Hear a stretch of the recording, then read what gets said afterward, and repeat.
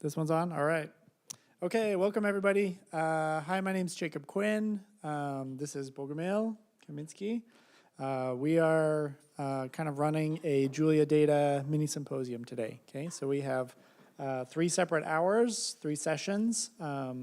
Each session will have a couple of talks, and we're going to be talking about some of the cool things happening in the Julia Data ecosystem around data frames and data-related packages, and it's really excited. So the first session is going to be more directly related to data frames. Bogomil is going to give us an update on data frames itself, and then Julian and the other talk are going to be around extensions to data frames and using data frames in unique ways. The second session will be a little bit more around kind of related packages, peer packages to data frames, and stuff going on in the data ecosystem. And then the third session is, again, kind of related packages in the data ecosystem that are doing cool things, around data frames. So we're going to get started with Bogomil. And yeah, we're excited you're all here. So turn it over to Bogomil. Do you want to use the mic, or they have the clip-on one? I can. Or maybe let me check the clip. It's on. So. Yeah.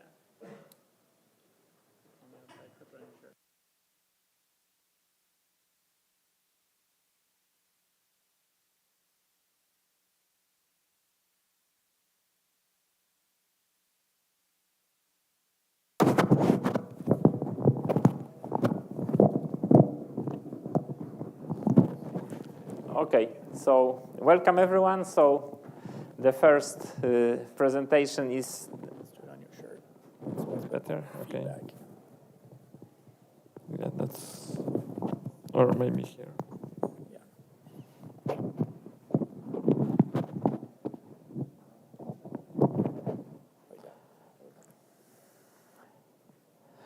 Okay, so again, welcome everyone. So the first presentation is about the update of what has happened in data frames JL since last conference.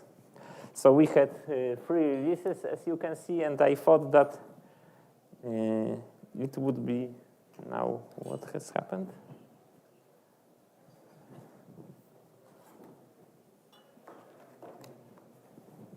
Sorry.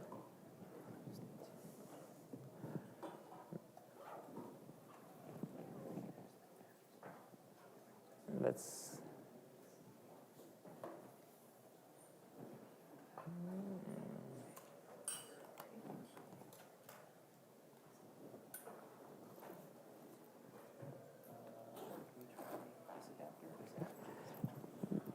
No, but this adapter, it has, okay.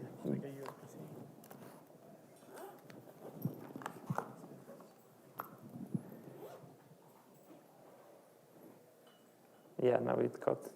Okay, so this is the update about data frames. So I thought I will use data frames a bit to present this update. So that's why it's in a notebook.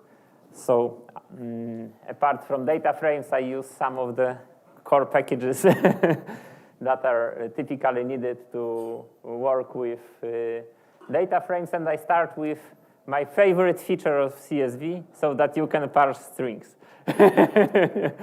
So here is a release history of data frames JL since 2018. So this is roughly the period when I started to commit more into this package. So what we have is like a version number of commits that were done in this version, and the release date. And I was interested, like a starting point, okay, so how we are doing regarding, the amount of work we put into data frames. So let's first load this string into a data frame. So as you can see, like with IO buffer wrapper, it's super easy. And really, this is something, if you have not used it, this is something I use a lot, for example, for preparing tests. So I can easily, write some triple quoted string with data and then just parse it with CSV read. So as we can see, we had during 5 years 42 releases. And now again, just to use data frames a bit, what information I want. So first thing, I wanted to get information whether the release was major or not. So I'm looking at the, actually it's maybe not major, but now I see it's major, minor, but it's not patch. So I wanted to distinguish patch releases from the releases that actually add some functionality. So this is the is major column. Then commits. So commits is information that I retrieved from Git. How many commits were there since the last release? So the thing I wanted is I wanted a cumulative number of commits. So again, like a nice feature with this circle operator, like because the dates are ordered in, and the latest date is first. I need to reverse CAMSUM and reverse again, but this is like super easy, so that I have total number of commits during those 5 years incremental, and then from the date I wanted to extract how many days have passed, and you will see in a second why. So what is maybe interesting is like we had around 1,000 commits to data frames during those 5 years. And well, it passed like almost 2,000 years. So on the average, we have like 1 commit per 2 days to the package. So this shows the amount of effort that was put into the package. But what I was curious about, okay, so but how do we perform in terms of amount of work put into it over time? So of course, commit is not equal to commit, but since we have 1,000 commits, it probably averages out. So I thought, okay, let's build a linear regression that I explain commits by the number of days passed and number of days squared, because it turned out it's worth to add this squared part. And here is the result of the estimation, but what is actually the thing that I want to show is like to plot it. So first I, as a solid line, put this prediction, and then I add 2 scatter plots, one with patch releases, and on top of it, the major or minor releases. Actually, I now realize that, as I said, it is incorrect. Why do I split it this way? Because I want the patch releases to be on the bottom and the releases that are either minor or major on top. So here is the trend. So actually, this quadratic function is pretty good, a pretty good approximation. And also, what at least for me is important, I don't know how much interesting, is that we have a like steady pace of releases. Recently, we decided to do releases a bit more frequently, minor releases a bit more frequently, because we are at the stage where we do not work on super big changes in data frames, so it's better to add like smaller features but more frequently, so that users do not have to wait half a year for something that they need. And the other thing that you might find hopefully interesting is that we do not get much patches, and we have a lot of releases where we don't need to patch them at all, which means that this is already a pretty mature package. At least this is how I see it, because if we have a patch, it usually means that some bug was found. And also regarding yesterday's presentation about this package evaluator, I ran it against data frames. I was not surprised, but like, there are 4 categories. So how much code, how much tests, how much documentation you have. So of course we are everywhere around the top, but the thing that we are an outlier is testing coverage.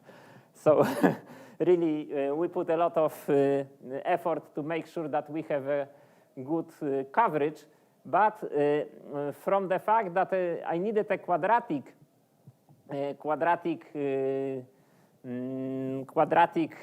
equation to approximate what we do, you can see that development speed in general decreases a bit over time. And the reason is, as I have said, that mostly we have all the functionality that is needed. Now we are like adding bells and whistles. But still, I think there is a lot of nice things to be done, and I will comment about it during the end of the presentation. But since this is a quadratic relationship, so now a natural question to ask is, okay, so when will we stop adding adding the commits to the package? So if we extrapolated this quadratic regression, where do we have a maximum? Yes, so where the derivative is 0. So as you all know, it's like these days divided by 2 times days squared and with a minus. And if you check it, again, it is pretty easy to do with Julia. We are going to finish developing data frames in 2 years. Yeah. At some point, you're going to start removing, right? Well, so we could, but you know, it's pretty hard on GitHub to start removing commits. You can do this, but it's hard. But because our main branch is protected. But so yeah, it's like it shows that if we don't do anything in 2 years, we will have a complete package. But hopefully, we will have new ideas what to do with it. So let me comment a bit on what has changed since last JuliaCon. So as you can see, we had 8 releases, 3 minor releases, and several patches. And now let me go through the major things, because you know there are more things, but I think it's important to highlight the most important changes. So first is breaking changes.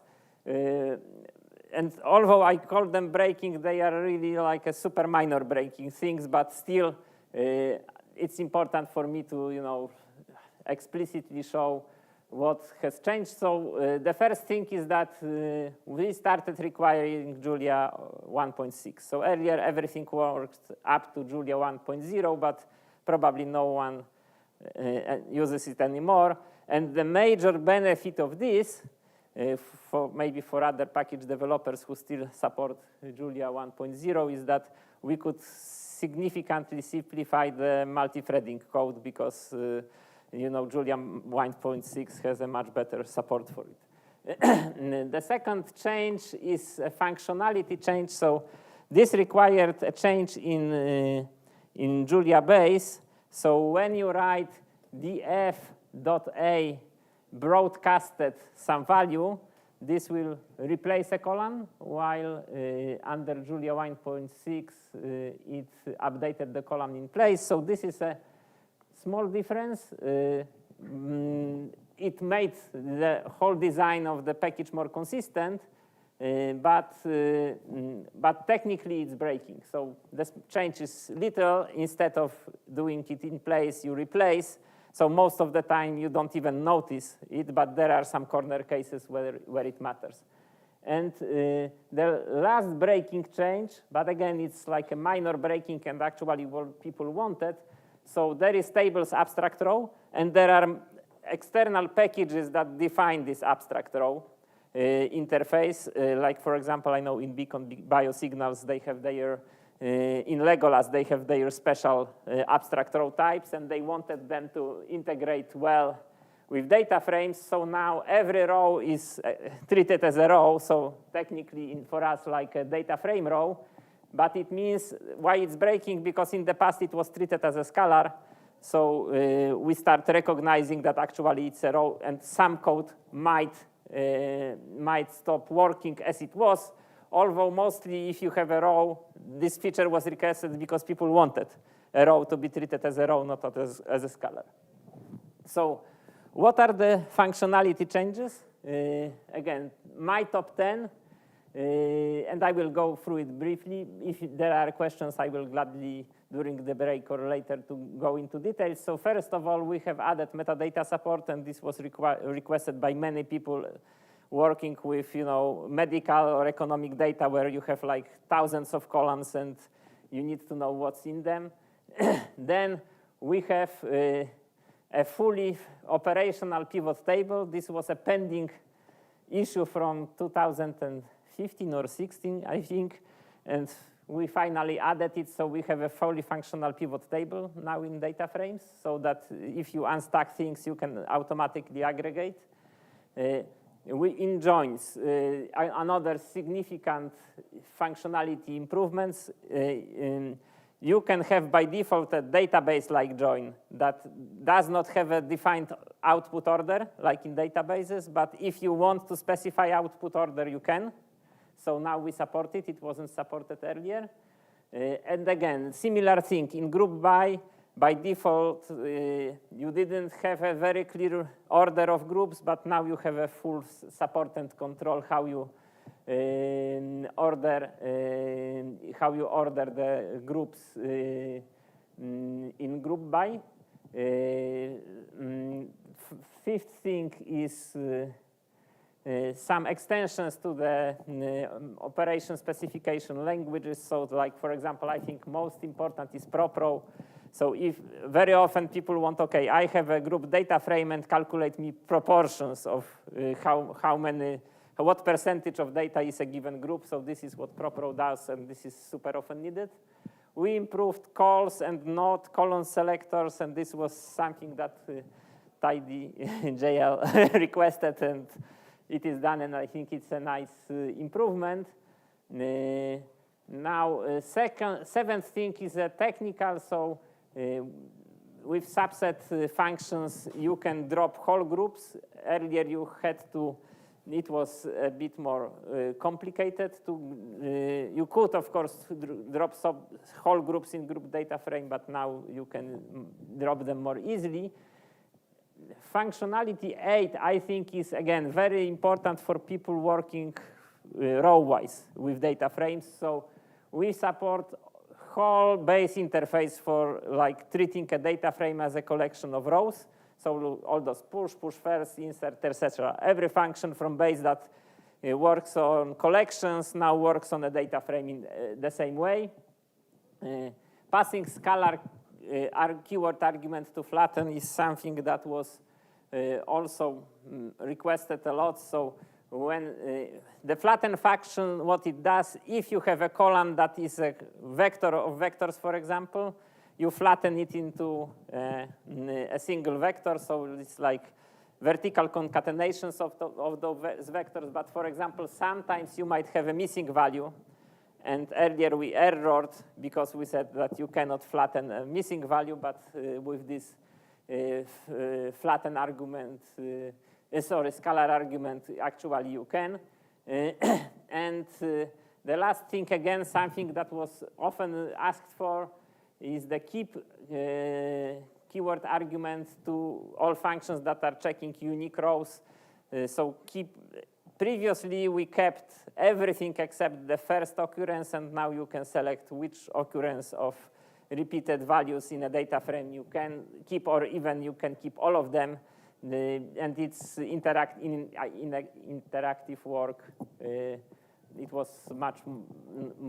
much requested, and the 11th thing, so I wanted to select 10, but I ended up with 11. So we added the iterators partition support, and this is something that is especially important, as we discussed on the workshop, to have a data frame, but when you store it in, for example, Parquet, you can automatically partition it into row groups, which is quite convenient, so that you have a big data frame, but if you save it to the disk, you can save it in chunks with just one function call. So before I finish, let me just do a bit of advertisements, but for me it's really relevant. So I brought some books, this Julia for Data Analysis books for the conference, but they like ran out of them in 10 minutes.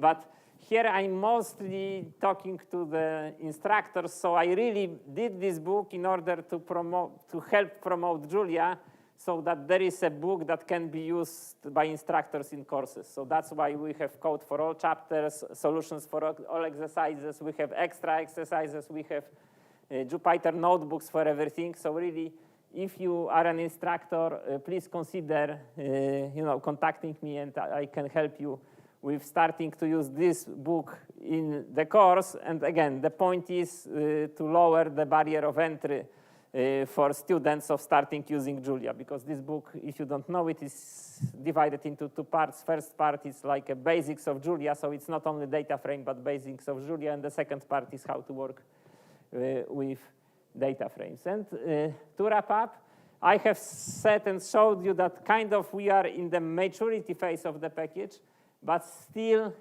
there are dozens of little features and performance requests that people want. So really, to keep up with the speed we have, we are looking for contributors or reviewers of pull requests, because there are often questions that you don't actually need to code, but for example, say an opinion. The biggest thing about opinions is, as you probably know, naming of things. No, but it's really a hard thing, and if we have more voices, then it's easier for us to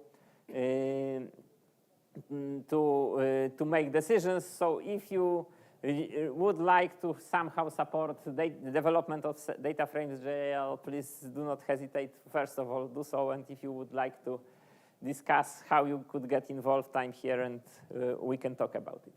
So this is all about what's new in data frames JL during the last year. And thank you very much.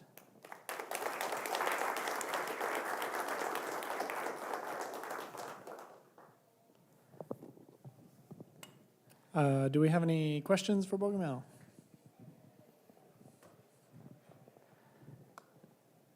How does the data frames developer community prioritize system edge issues for data frames? For what? System edge issues. Like, can we create system edges out of our data frames? Sorry, I can't. System edges. But okay, but this is what I thought. But why is it? How is it connected with data frames? As in, are there any? What's the present status? Like, can we create system edge out of our data frames? Yeah, like you can create it like with. So there is nothing specific in data frames related system images. So data frames is 100% Julia. So there are no external dependencies. So if you want to create a system image with data frames JL, you can just follow the standard process of creating system images, and it should run without any problem. So in short, there is nothing specific in the, if you wanted to create a system image with data frames. Yeah, but a quick question for you, Bogomil. If you wanted to write a package that has got data frames as dependency, do we then have to include in the compat that the Julia has to be 1.6 or higher? Otherwise, it's going to break, right? Yep.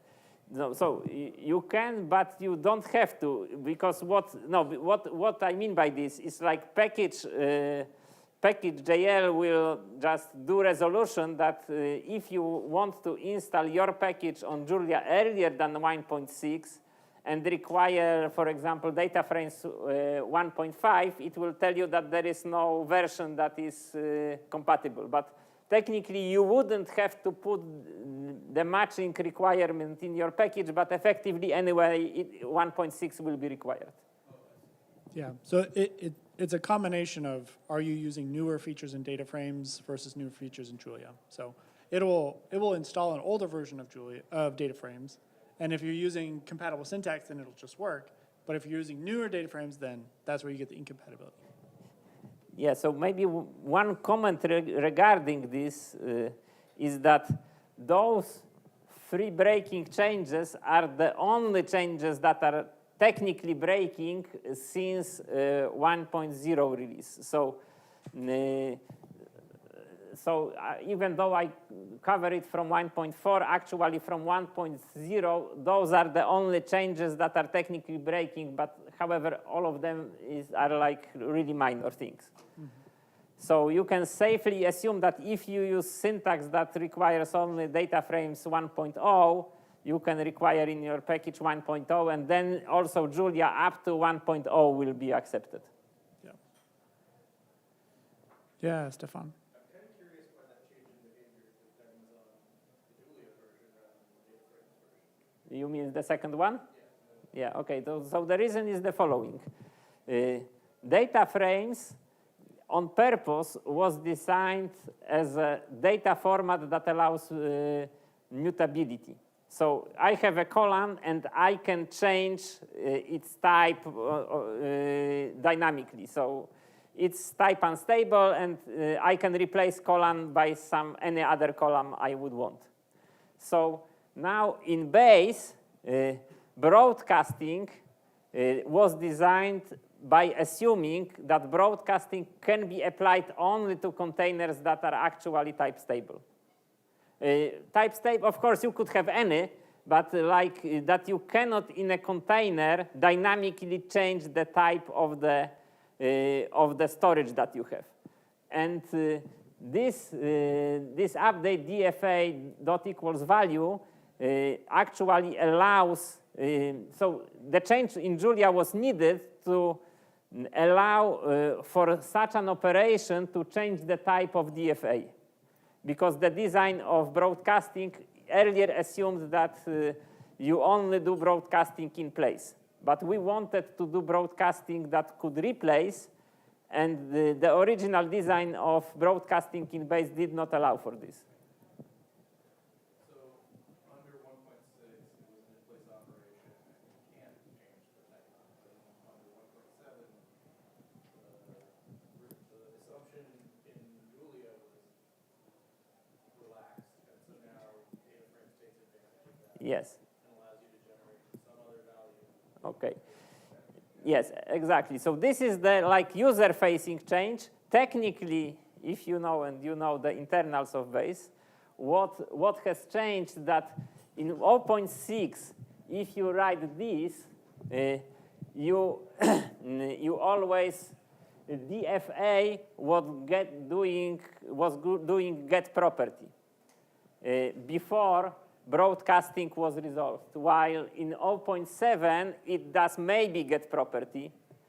So it says, okay, maybe it's get property, but if I do get property, I'm doing only in place because I already fetched the thing before broadcasting. And what we have changed is to the same syntax, like for example, you have in RRISE, where if you do the following, so I have a matrix, and I'm indexing into it with broadcasting assignment. So actually, this will not fetch this matrix. We will not do get index and then do update because it would, of course, not work. But it does maybe get index. So it's a maybe view. And like this was done for matrices, so with indexing, but we did the same for the get property. So the functionality for indexing was there. We just needed to copy it so that get property had the same functionality as get index.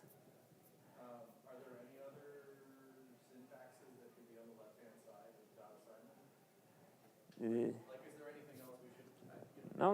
Two operations we could do for, like a third. No. So this was the only thing that was missing from being able to do complete support of everything you might wish to do with broadcasting related to a data frame. If you have like df.a dot equals a vector, is that going to be in place? No. So if you write this, so value is any value. So it's like, like in Julia base, it can be a scalar, it can be a vector. If it's a vector, you have two options. Either it has to be a vector or in general, an object that has length 1 in all dimensions, or the first dimension must match the number of rows of the data frame. So it's no longer possible to do an in-place setting? No, you can do in-place setting, but you do it with a bit different syntax, like a standard matrix syntax.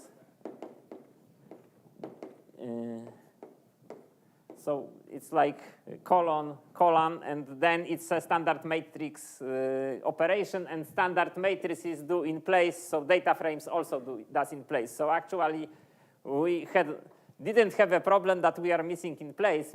Missing like is handled by getIndex by default, like in arrays, but we were missing actually not in place, because this is something that arrays do not support. Okay, last question. How are you thinking about support for more multi-threading in data frames? Yes, so this is something that we really want to improve, and that's why I said that we are looking for contributors or reviewers, because there are really a lot of places where we could add it, but it's like a question of how we prioritize it and who wants to work on it. And like if I were to make a call for contributions, so the biggest place where I think we can improve with multi-threading is more support of multi-threading in joins. So if someone knows how database joins work and wants to work on improving joins in data frames, you are welcome to contribute. But here is this caveat. So this is challenging. What I mean by this, so we did a redesign of joins like 1 year ago. And because like 5 years ago, joins were really, just frankly speaking, slow in data frames. Now they are fast, but they are not ultra fast. So, this is like not a low-hanging fruit. Actually, to do this, it's really something that need to know a lot about internals of Julia to really improve in this area. And the proof that currently joins work fast, actually, whoever is watching JUMP development, anyone using JUMP here? So you might have seen the blog post of GAMS versus JUMP, that GAMS claimed that JUMP is much, much slower than GAMS, but Oscar changed one part of the code that in the benchmark was done from JUMP to data frames, and now it's super fast. So it's not that we are slow. Actually, in many operations, the benefit from multi-threading is negligible, because you really need to have tables with like 1 billion rows to really benefit from it. If you have a million rows, probably multi-threading won't help you much, because with non-multi-threaded code, you are already super fast. And if you go to multi-threading, you need to spawn the workers, which is not for free, and then you also incur usually some compilation. So really, it pays off if you have like billions of rows. But if you have billions of rows, and this naturally transitions us to the second presentation in our session, actually we have another solution for you. And Julian will present it. Yep. Thank you, Bogomil. Thank you.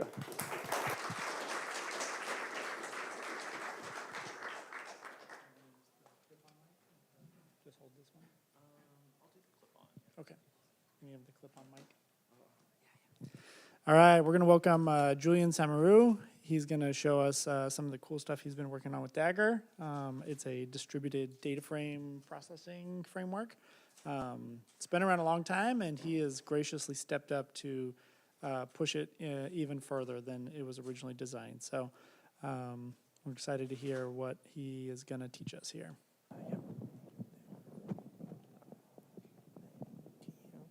That's good. Cool. All right. Can you hear me? Not working? Yep.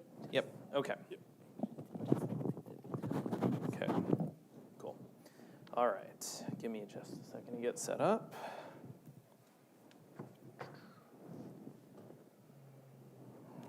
This is my wife's laptop, so my name is not Annika, I promise. Okay, and there we go.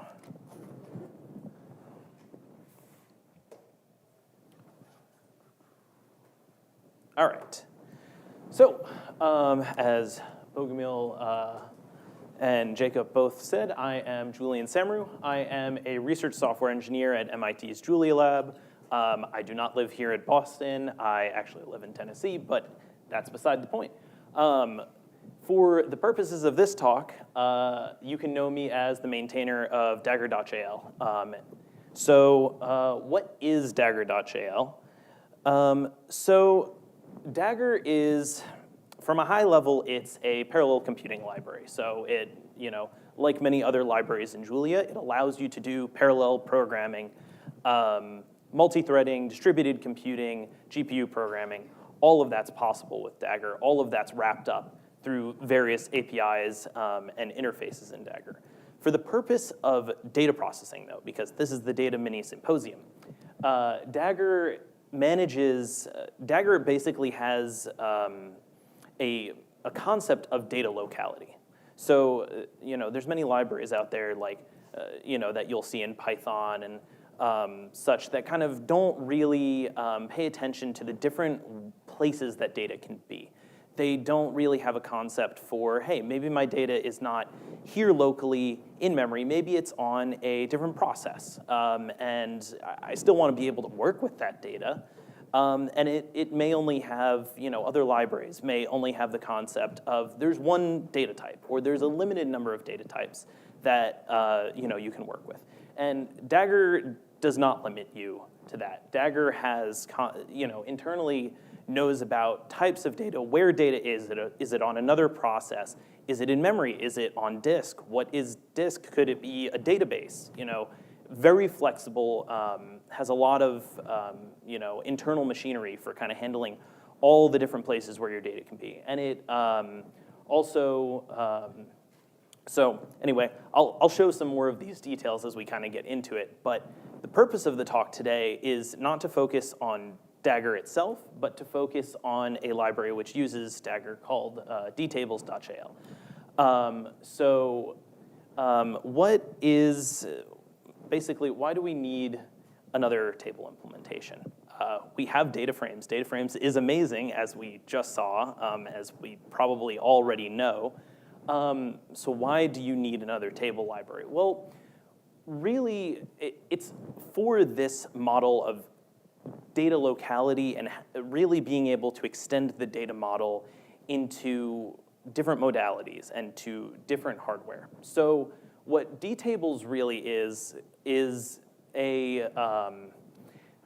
it's basically taking data frames or other table types and merging their functionality together with Dagger.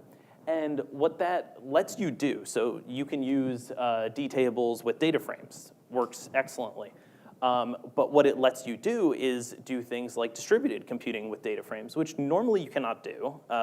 You can, but you have a lot of manual work to do to kind of make that happen. With dtables, that's built in, that's automatic, that's the default model, you don't even have to think about it. And of course, this extends to other table types as well. You can work with data that's on disk, Arrow files, CSV files, SQLite databases. Really, the list is endless. There's no restrictions. Something I'm going to show a little bit today that we also enable is out-of-course support. So, it's great to work with an in-memory representation when your data fits in memory. What happens when it doesn't? What do you do when your data is simply too big, or you're working with these files that just contain historical data from so far back that there's no hope to ever fit it in memory. You really can only operate on it piece by piece at a time. And dtables enables this. And this is what I call out-of-core support. And so we have this built in. Again, this is basically automatic. You call, there's one function call, and then it turns on out-of-core support, and that's it.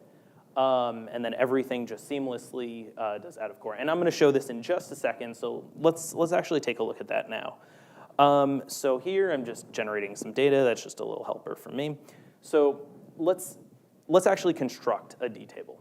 So what we're basically doing here, this is kind of a lot of stuff, but we basically have a bunch of arrow files on disk that in some, it's like 20 gigabytes of data across all of these files. They're just very simple tables. They have 2 columns. Doesn't really matter.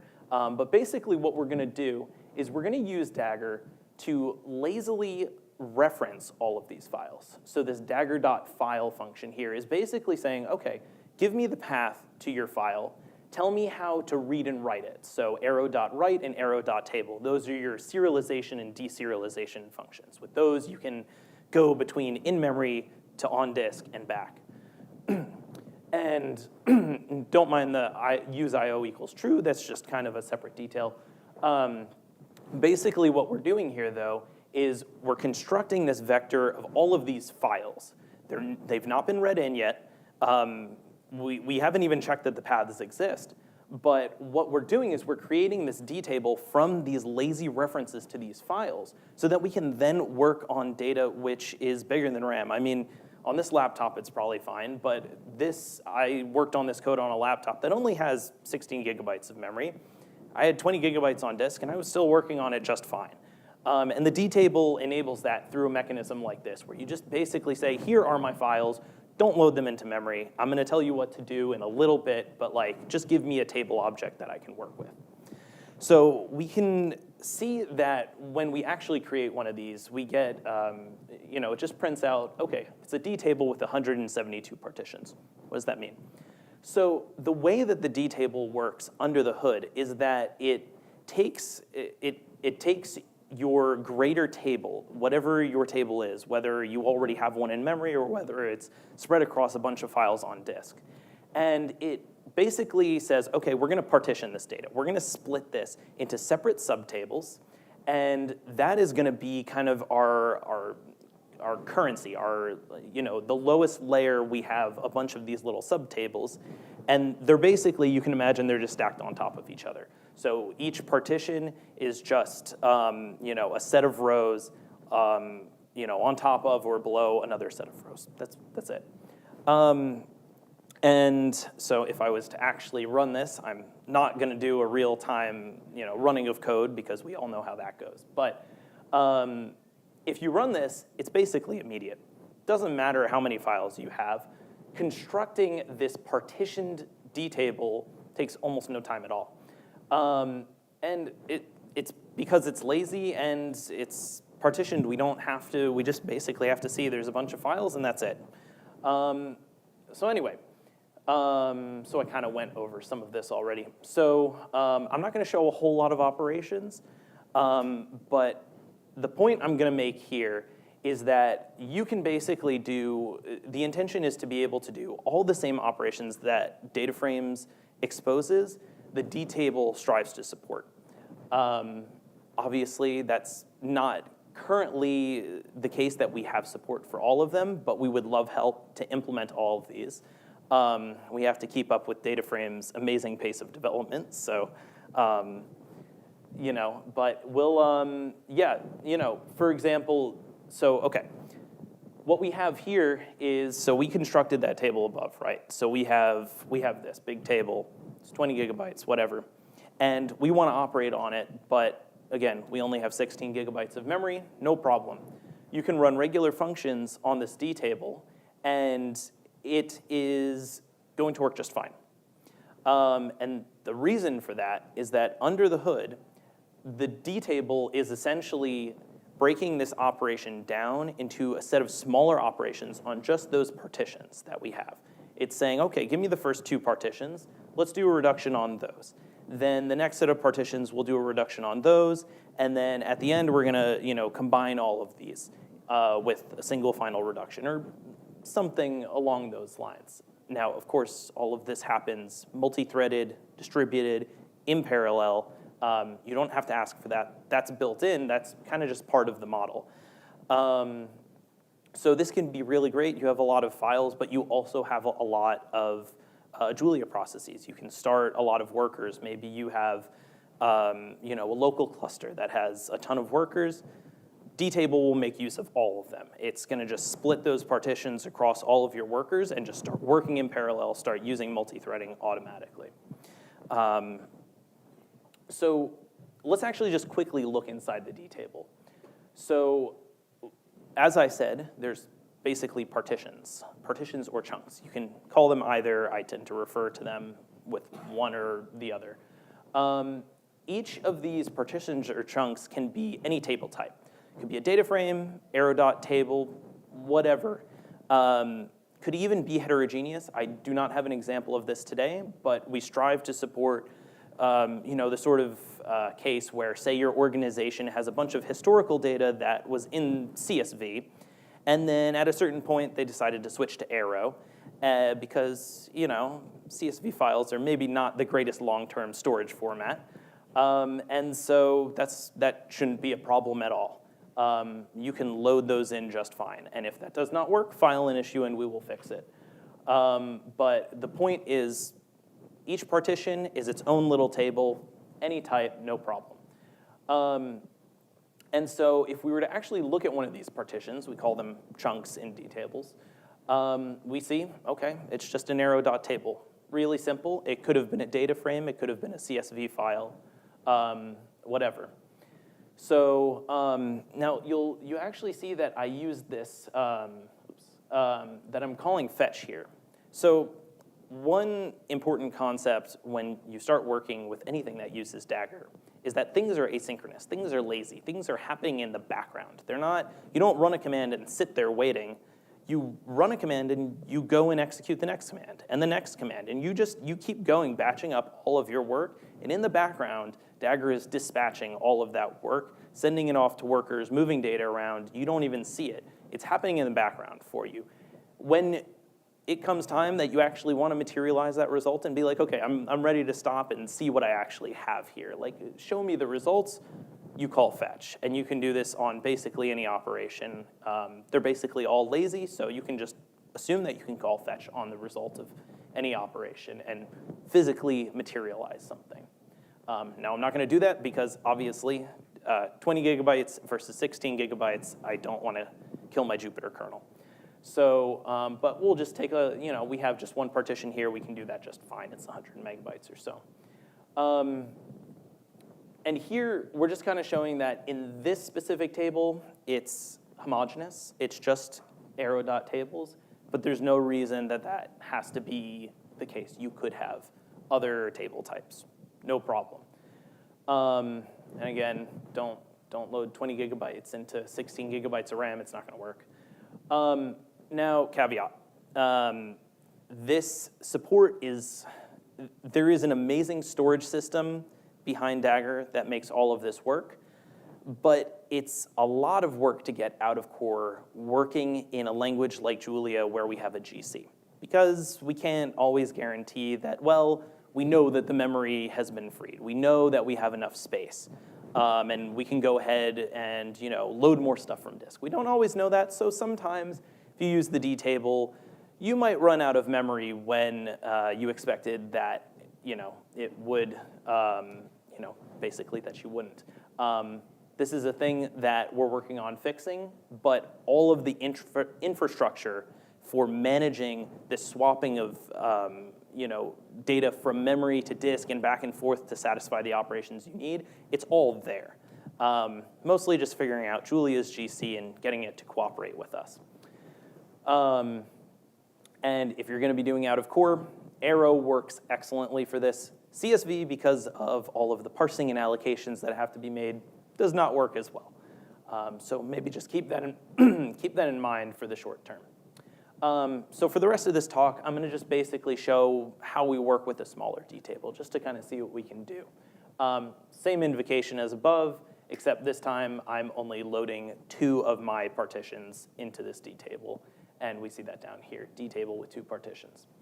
Now, I know that this is printing out a table type of data frame here. I'm going to show you what that is in just a second. This is an important point, but let's just hold that for a moment. So we can see that data frames operations work fine. You can use select, you can use quite a bit of the data frames mini language. The goal is to support the entire thing as much as is possible. We basically want users to be able to go from data frames to dtables, no problem, seamless transition. So we strive to support that API as well as the tables.jl API, which is a little bit more compact. So both of them, of course, give us a lot of capabilities, which we'll see in just a second. So we can go ahead, we can do our operations, no problem. This map operation, as I said before, it's happening in the background, it's lazy, and then at some point we're like, okay, let's fetch this, let's take a look at this. Okay, so we multiplied this column by 2. Great, really simple. Now, if we actually take a look at the output of one of these operations, so this is looking at table 2, which is this one right here. And if we look at the partitions, the chunks that this D table contains, we went from an input table of having a bunch of arrow.tables to now having a data frame. And this is not a forced conversion. This is, you don't have to just go to data frames. You can go to other table types. You can keep working with arrow tables. You can use a name tuple of vectors. You can use really whatever table type you want. As you transition from operation to operation, you can basically say, hey, I want you to go to this table type. Change to this for whatever reason. Maybe a certain operation you want to do is more performant with a different table type, or maybe you're going to be writing it out to a file. So you have control and flexibility there. Now, of course, this table is smaller. I just took 2 little partitions. We're able to load that into memory just fine. If you want to just materialize a D table and you know it's going to be fine and it's not going to blow up, you can just use standard piping syntax and materialize the data frame, no problem.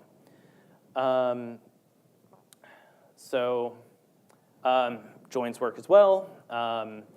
Christian, who is the one who actually maintains D tables, has put a lot of work into getting joins working really well, working really efficiently, and using resources as much as possible, using multi-threading, distributed computing, and just exploiting as much parallelism as possible. So joins work well. You can join between a data frame and a D table, no problem. I pulled out one example where we joined onto D tables because of the aforementioned out-of-core GC issues, but the functionality works. And will certainly be improved in the future. There's a lot of effort going into getting our out-of-core support very robust, so expect to see a lot of developments there in the next few weeks. Now, let's look at, so I kind of mentioned heterogeneous support. So basically, what does this mean for you? Usually, a lot of the people here are not just working with stuff that you construct in memory. You're reading from files, you're writing to files, you're working with things that already exist on disk, and you're just kind of doing operations on that, and often it's just kind of load data, process it, write it out, and go on to the next step. And this is no problem with the D table. So basically, what I'm going to show here, what I'm showing right here is, okay, we're taking a table and we're writing it out into a bunch of different formats. So it's starting off as a data frame. Doesn't really matter right now, but we're writing this out to arrow, to CSV, Parquet, SQLite, and Julia's built-in serialization format. And what we're going to do is just round trip them, just to show that we can basically read in any of these formats that are tables.jl compatible without any problem. It really doesn't matter, because the D table is agnostic to where your data lives, but it's aware of it when it needs to. When it needs to go and actually read it. It knows how to process it. So here I'm just basically saying, okay, well, for an arrow file, use arrow write and arrow.table. For a CSV, et cetera, et cetera. A lot of this we also hope to automate soon. Basically, just look at the extension and figure out, okay, what package do we need? Kind of like file IO if you've used that. And we can read these into a D table lazily, just fine. It's all the same no matter which format you're working with. So this is really convenient. It also goes the other way. I didn't get a chance to put in the writing aspect, but there's also going to be a dagger.to file, which kind of looks like, it's kind of like how we have arrow.table for reading, arrow.write for writing, and the D table basically has dagger.file for reading and dagger.to file for writing. So that'll be out there soon in the next few days. But you can assume that you can read in from a file, do your processing, and write back out into whatever format you want with the D table, no problem. So from backing up from tables for just a second, what kind of formats can you work with? So tables obviously are something that we're all familiar with. I'm sure most of you probably are working primarily with tables, but there are other formats out there. Tables are not the only thing. And so you can work with other objects as well. If you want to work with arrays in the same sort of manner, lazy, asynchronous, distributed, multi-threaded, parallel, reading stuff from disk, writing stuff from disk, Dagger's D-array does the exact same thing, not because we implemented all of that functionality a second time for arrays, but because we only have a single underlying storage engine that works for really any abstraction that you want to build on top of it. Tables, arrays, arbitrary data where you kind of don't have a table or an array, but you really just have an object that you want to work with, which might be on disk or in memory. I already showed you dagger.file for kind of working with a lot of this. We're also very open to other formats. Distributed graphs, for example. If you're doing graph theory work or machine learning on graphs, that's something that we want to support. And really anything you can come up with. If there's a format or modality that's missing, file an issue. We can talk about it. And you can build right on top of this storage engine, no problem, and get all of these benefits that I've shown with a minimum amount of work. So real quick, I'm going to just kind of show what this looks like, because there's a lot of details under the hood that I haven't really shown you. So Dagger has these, Dagger's unit of data is called a chunk. And what a chunk basically is, it's a lot of things, but for the purpose of this discussion, a chunk is basically just a reference to some data with some type that lives somewhere. It might be in memory, it might be on this worker, it might be on another Julia worker. Doesn't really matter. It's all handled by chunk. And a chunk is basically something that you can pass around freely and within the Dagger ecosystem, and things kind of understand what that is. So I am out of time, so anyway, that's great. Powerful and extensible. We support all of these modalities, distributed, multi-threading support. Yeah, basically, we're looking for contributors as well to help us develop more of this, to cover more of the amazing development pace of data frames. All of these fun things coming up soon in the future. So thank you very much. Thank you.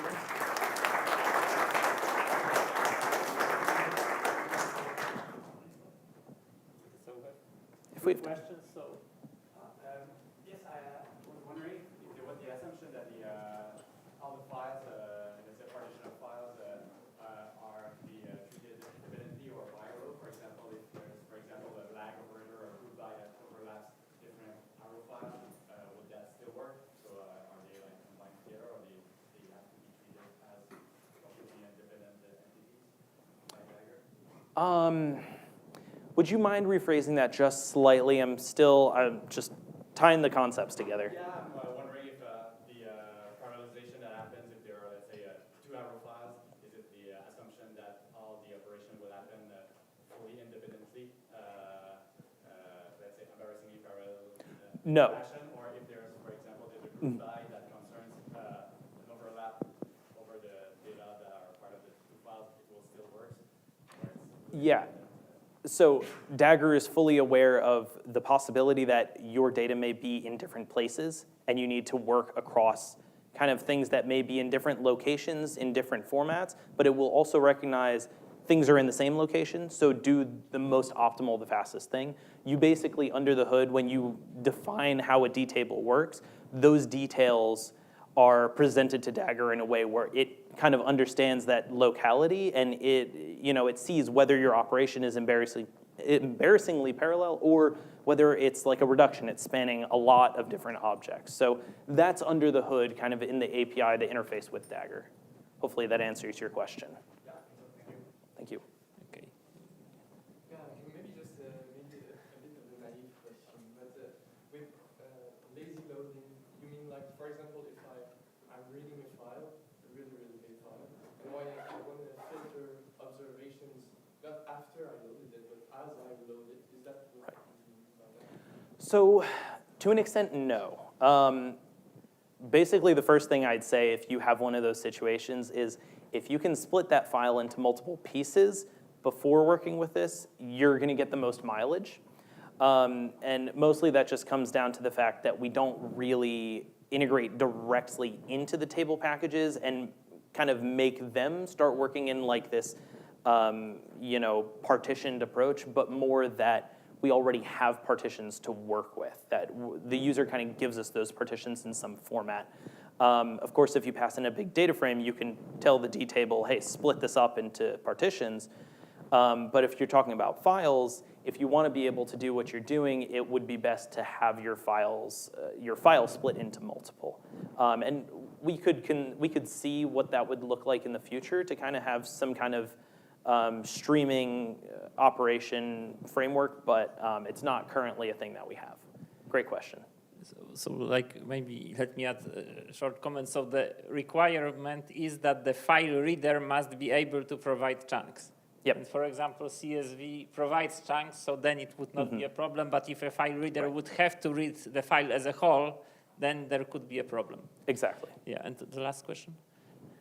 It was very much Okay. a question because Arrow and now the data frames supporting the iterator and Arrow basically allowing you to read all the different chunks in chain vector. Right. I was curious if you can leverage those different chunks to make different pieces of your chunks. My understanding of this, and you'll have to ask Christian for more details about this, but my understanding is that yes, we support that. Through the tables.jl interface, there is essentially a partitioning mechanism, and we use that to determine, hey, do we have partitions here that we can use? So yes, that should work. So it kind of a yes to your question sometimes. It depends, so yeah. Okay. Okay, last one question. Maybe you already discussed about it, LMS. So when we are doing the partition, the chunks get assigned to different, like chunk 1 or chunk 2. Like on what pieces is the partition going to happen? Like is it like a random sample of the data set, or just like 1,000 top 1,000 rows to the chunk 1? How is it happening? So just to kind of rephrase, when you're working with say a large piece of data and you're partitioning it, how are the partitions laid out? They're just a linear, basically dtables will pick a chunk size. You'll say this is how many rows should be in each partition, and then it's just gonna linearly go through and slice out a partition from the input table, and they're just laid out basically linearly. Yes, especially if you already have another table, you can pass it into the D table constructor, and the second argument is the chunk size. So again, one short comment. So if you work with databases, it is the same. You have to think about skew exactly like you have to think about it when you're designing a database. That kind of user has control of it, but D table won't guess for you what is the layout of your data. Right. Okay, so thank you very much. Thank you. So there was planned for third presentation for the first session, but we are moving it to the first session just to keep the timing, because in first session I know that one of the presentation will be really short. So the presentation how to integrate tabular data with geospatial data will be in the third session at the very end, because just as a short announcement, noon there is a joint photo session, so that we want to be on time so that everyone can participate in it. So now we are smoothly transitioning into part 2 of our mini symposium. And let me first invite Jacob Quinn to discuss a bit more details about what is the future of JSON in Julia. On Tuesday, we told you that today we will go into bigger details, so now it's the time for it. The floor is yours. Thanks, Bogomil.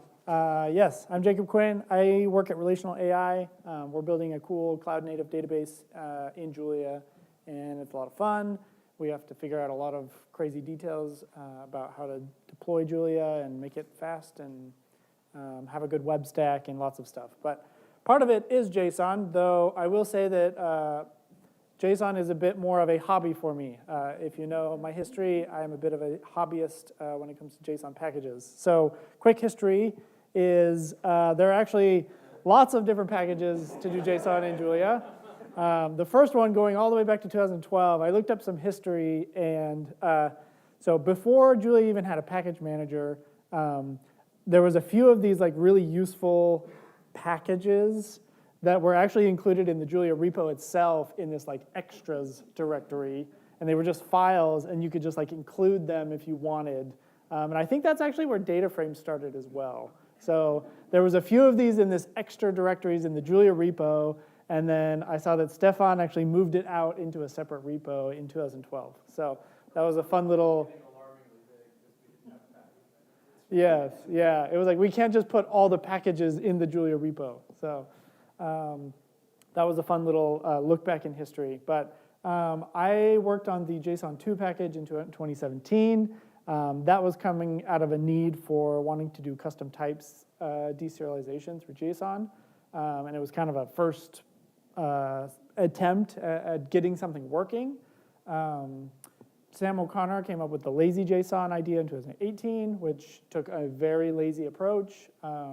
And he never quite finished it. So it's kind of an incomplete package, but it did have some lazy support.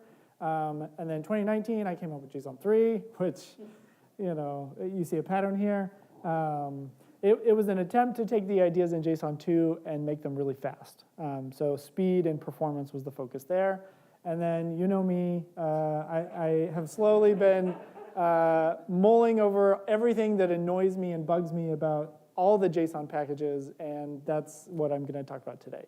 Okay, so really, like another JSON package? Well, you know, we'll talk about kind of what form this will take later. But as for why, I've had personal gripes and itches with JSON 3. There's not really good lazy support. There's not really good, really large file support. Okay, so with JSON 3, it's kind of a one-shot. You have to read everything, and there's no kind of dealing with JSON in an iterative or you know, processing, stream processing kind of way at all. Okay, so that was one thing that was like, yeah, it'd be nice to support that, but it really doesn't fit kind of how JSON 3 is architected. Okay, the other thing is it has this cool internal tape format, okay, that it uses when you just say JSON3.read on JSON. It gives you back this JSON3 object, okay, or array, or it's actually this binary format, okay, under the hood that's based on the binary format in SIMD.json, okay, from Daniel Lemire, okay. But the more I was looking at it, it's like it's actually not a great format, okay. It actually wastes a lot of space, and when you start to become familiar with other binary formats, okay, like protobuf or flat buffers or even BSON, okay, they're much more memory efficient, and they have some really cool things going for them that I was like, we should just use something like that, okay, because we're kind of, you know, wasting a lot of space, and there was people starting to want to use and like rely on the internal binary format of JSON 3, and I was like, that makes me really uncomfortable, okay, because I can't even remember the details of like how it works sometimes, okay. The other thing is like there was lots of code repetition in JSON 3. I think we had at least 6 different implementations of like how to parse an object key value pairs, okay, which, you know, it's not really a problem, okay, because it's pretty straightforward code, so just copy and paste it and tweak it a little bit, and that's fine, right? But it's gross, right? Like that's just, you know, it's an itch that I want to like figure out how could I have a single, place where we're parsing a JSON object and be able to use that anywhere else in the package, okay? And then there was also, so JSON 3 has the support for custom type deserialization, okay, through struct types, okay? And it works pretty well. But if you peek under the hood at some of the implementation, there's some weird parts, okay? Particularly with when you're dealing with unions or abstract types. It's actually a very tricky problem, okay? Because you're essentially saying, here's this JSON text, and here's a type that I want. And if that type is abstract or a union of types, how exactly do you make this turn into this, okay? That's a very hard problem to solve, okay? And it's not exactly clear what you should do all the time, okay? So let's talk about what I've been working on, okay? I'll give the preface that this is very much a hobby of mine, is like thinking through how, and this iteration is very much focused on like cleaner APIs. That was really the motivation for me, is like, how could I take all the things that I don't like about JSON 3 and make something that's internally feels very clean and very nice and all of that. This is, to some extent, a design of how this new JSON package is architected, okay?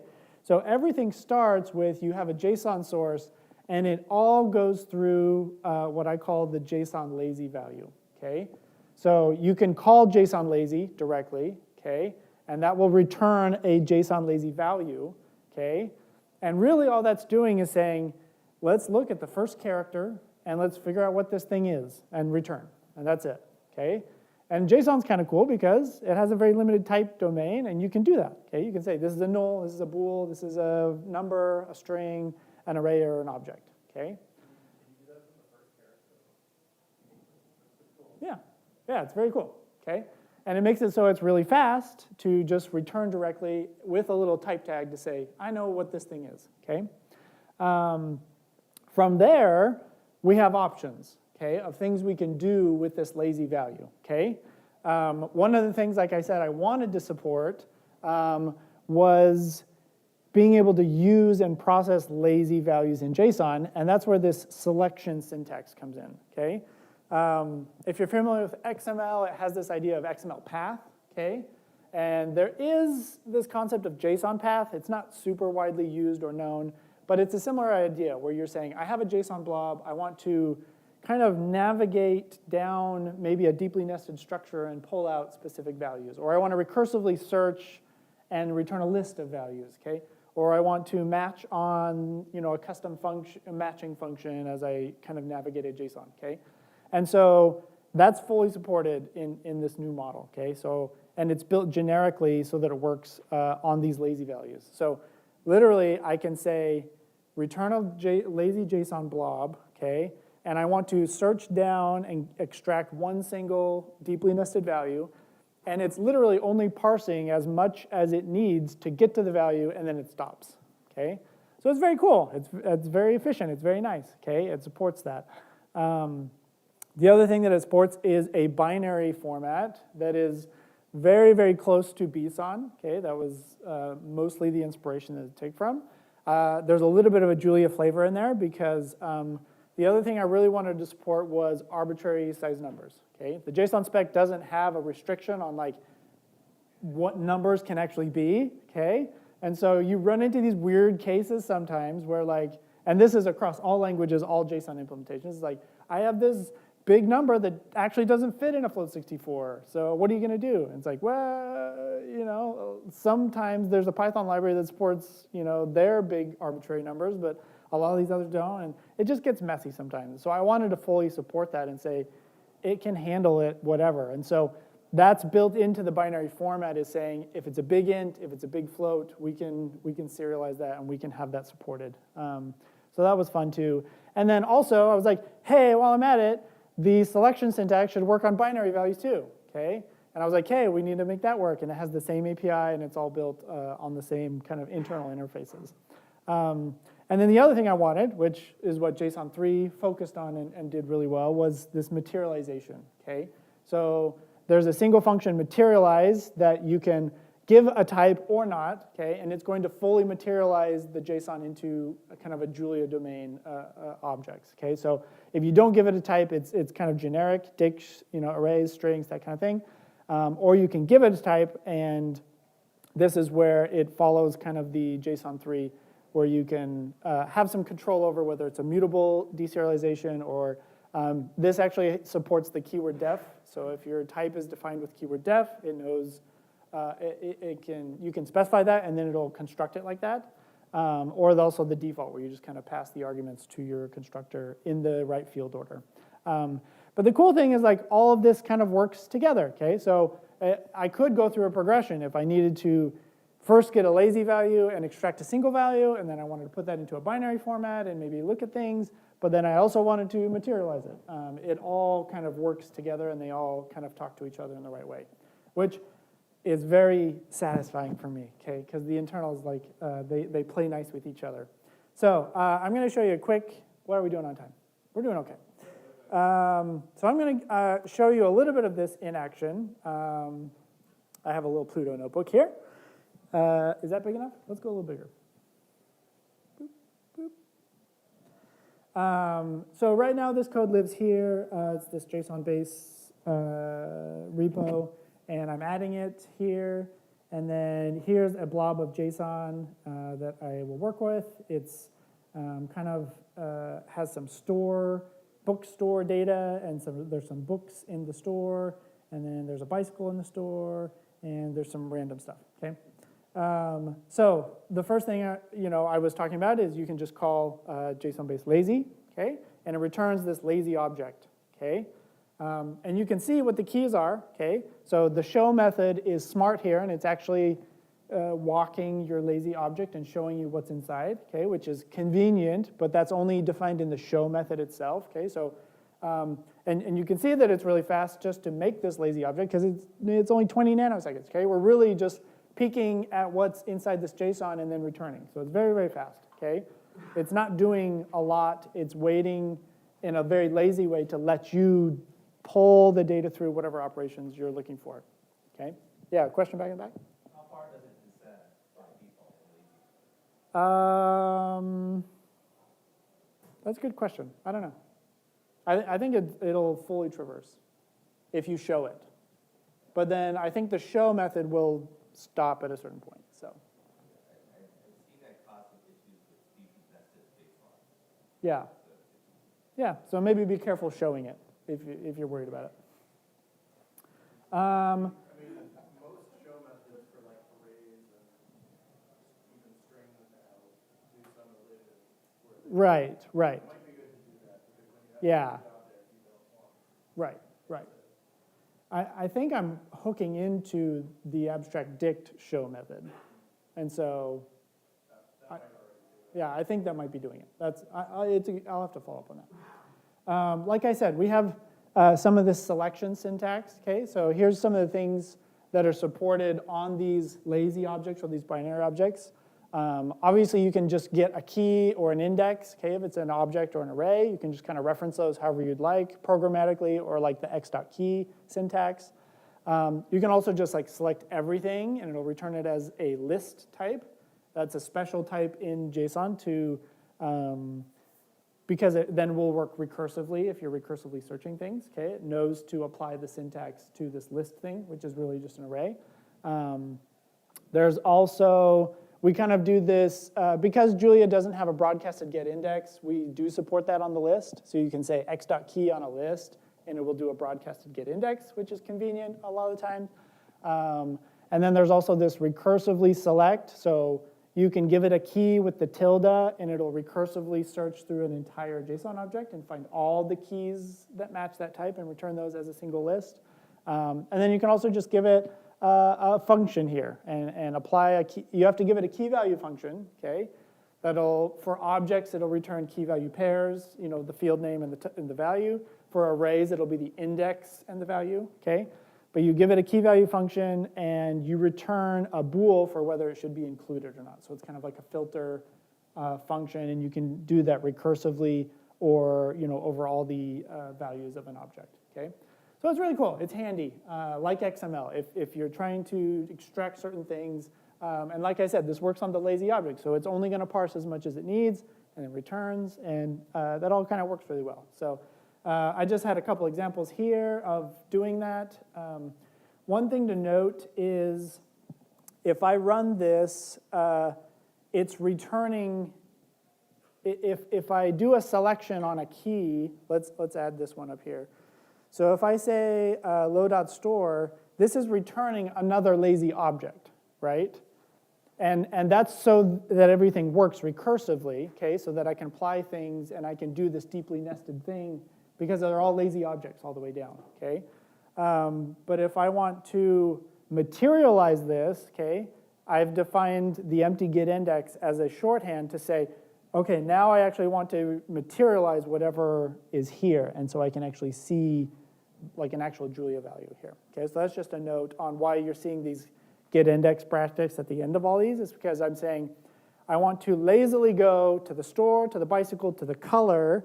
I want the color of the bicycle in the store, and then I want to materialize this as red, okay? Because if I didn't have these, it's still a lazy value. It's a string, and I know what that is, but it's still a lazy value in case I want to, keep going on the lazy train, okay? But yeah, there's just a couple other examples here of doing all the lazy selection stuff, which is really fun. So a quick note on the performance, okay? There should be some advantage of doing this, right? So let's look, okay? If I do a timing of lazily passing this JSON in and navigating down to the first book and getting the price of it, which is $8.95, okay? That takes under a microsecond, okay? 750 nanoseconds to do that in this lazy way, and it's pretty efficient, okay? And it's not taking up a ton of memory. If we compare that with JSON and JSON 3, okay, they have to do much more materialization here. I don't know what JSON 3 is doing here. It's super slow, okay? But yeah, I didn't look into like why is it so slow. But for JSON at least, I mean, this isn't really apples to apples, right? Because JSON is literally creating all these dictionaries and arrays and everything, and then it's extracting the value at the end. And we're literally not, okay? We're just walking the JSON itself until we get to the value we want, and then saying, parse that number, return it, okay? So that's really cool, and that's the advantage. And you can imagine having gigabyte of data and doing that, and how much more efficient that would be.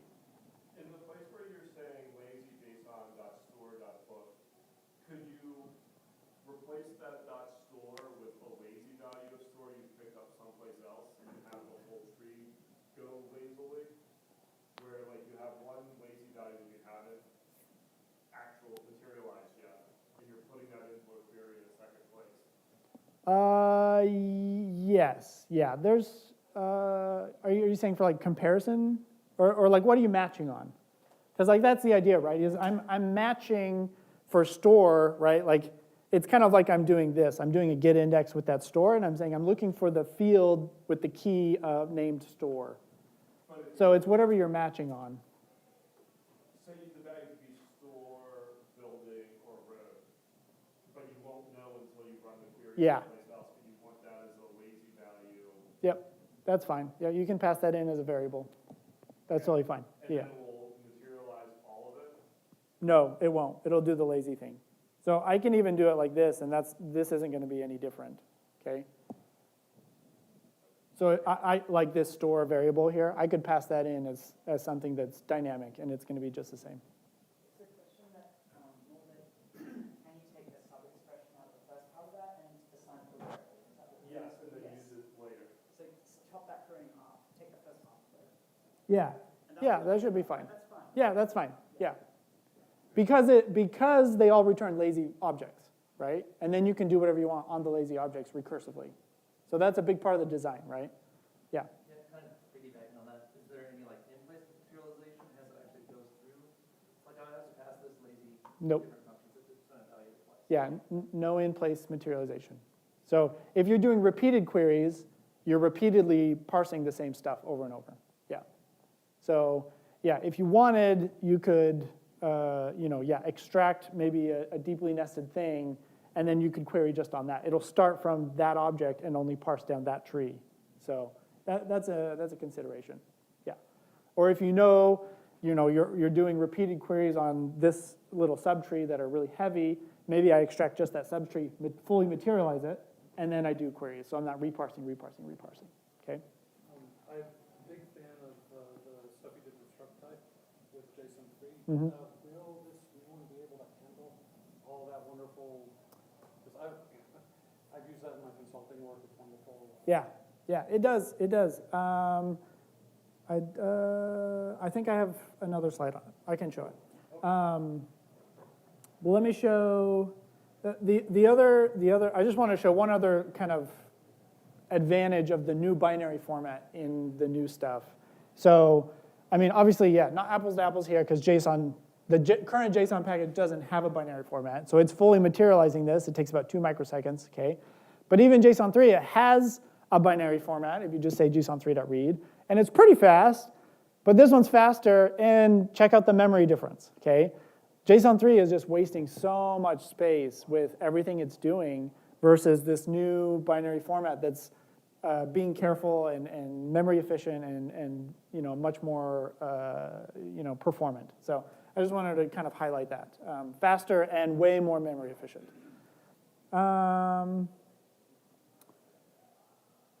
So what else can it do? It has full support for JSON lines parsing. All you have to pass is JSON lines equals true, and then it knows how to handle that and say this is a JSON lines thing.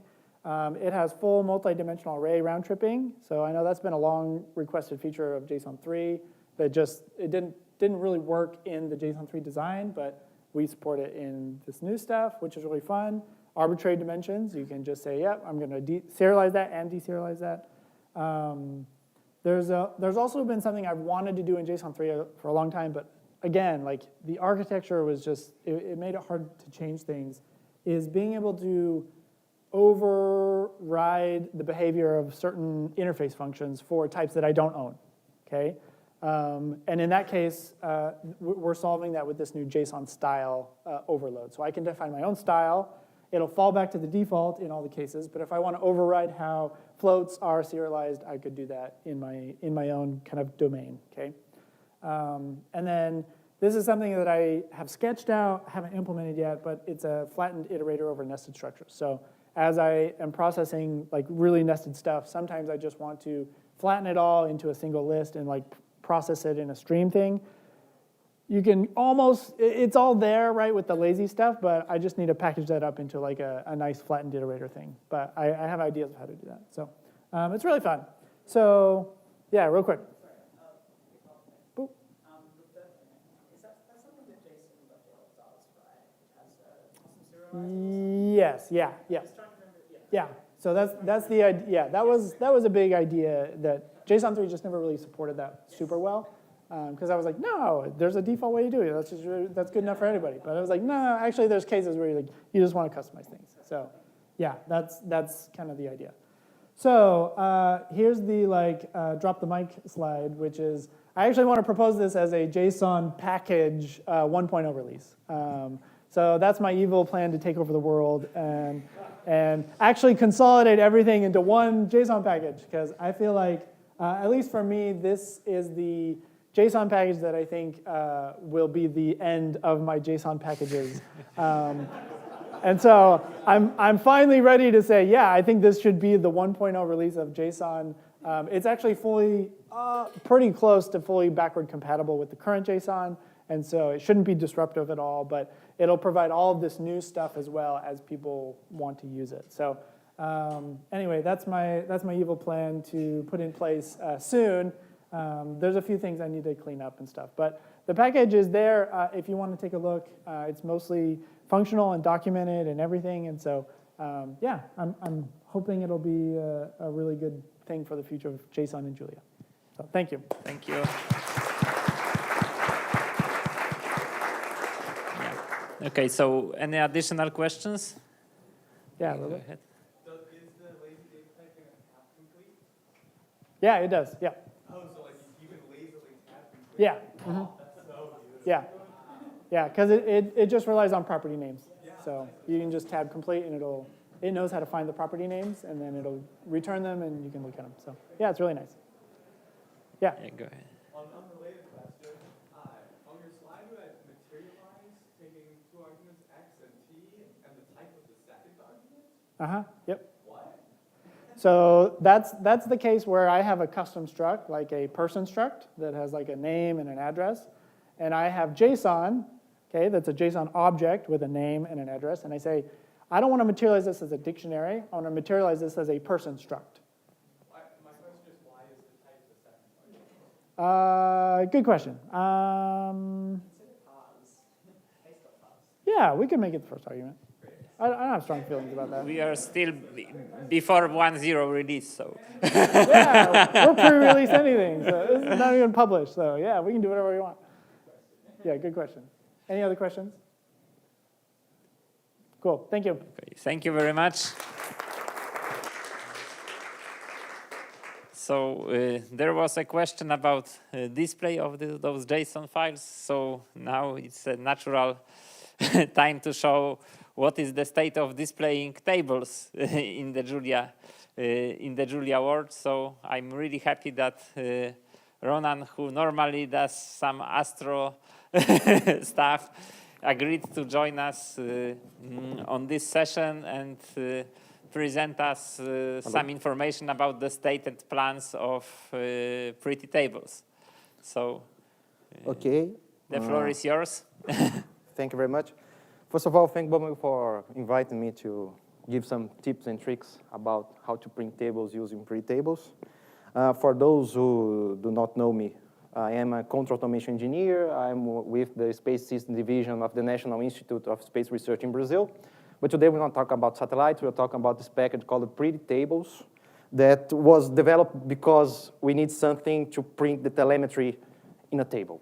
Okay, so I'm not going through a presentation. This is just for guidance. But the Pretty Tables package is in my personal GitHub account. We should change that sometime. Move to another organization, maybe. The initial idea was just to replicate this nice web tool where you can just type things and it will print in tables. I need that, but it became much more than that. You have documentation here. I'm trying to document as much as I can, but I probably need help here. It's too much. Yes. But in Pretty Tables, we have three backends. We can print tables for text, terminal, HTML, and LaTeX. So you can select which one do you like. What I want to show, first of all, is just some kind of nomenclature that we selected. When you print a table, your data lies here in the table sections. And you can add to the print a header, a row labels with anything you want, and also the row numbers. The header itself is subdivided. I didn't have a better name for header and subheader. It's just because you can have multiple lines here. And you can select colors for those lines. So I call it header and subheader. Just to know this nomenclature. I will show afterwards how we can use this. And there is two nice things that I use a lot in Pretty Tables. I call two entities, which is formatters and highlighters. In all three backends, you can select how Pretty Tables will format your cell. So you don't have to create another table with the formatted values. It's just a function that receives a value, a row, a column, and returns something that will be rendered afterwards. And a highlighter. The highlighter depends on the backend because to color a cell in the terminal, you use something which is completely different from how you color a cell in HTML. But the idea is to have an activation function that receives the entire table, the entire data you pass, a row, a column, and it returns whatever or not we should activate the highlighter on that cell. Just the theory. Now let's to show it here. Let me increase, maybe. It's fine? Okay. First thing you need, of course, to load the package. And let's define a random matrix here. Okay, so this is a matrix. If you want to, print table supports 3 types of data. Anything that compiles with table.gl, dictionaries, and abstract vectors or matrices. Everything is supported. So the sole function you need to know is print table. It's the only function we will use, and you just add the data you want here, and it prints, okay? Just prints the table. So now let's start to customize it, because the idea of print tables is to have something that you can change anything. So you can build reports, you can analyze the satellite telemetry and whatever you want. So the first thing, let's suppose you want to change the header here. All the configurations are done by keywords. You have a lot of keywords arguments. So you want to change the header, you pass a keyword called a header, and for example, 1, 2, 3, a vector. And you change the header to 1, 2, 3. If you want to add subheaders, instead of passing a vector, you pass a tuple of vectors. Of course, the dimension must match. And then you have one, it's not good the color, but you have 1, 2, 3, 4, 5, 6. You can go on and on forever. I can have another of 7, 8, 9, and then it goes, you do whatever you like. Here I will give you the first tip because you have a lot of options. I just keep implementing, and it really is a lot of, probably I don't know how to use something now. And I try to document everything in the docstring. If you type print table here, you can see the docstring, but it's really long. As long as it's probably I was on the most, that presentation about how many people are writing documentations, print tables should be very high on that list.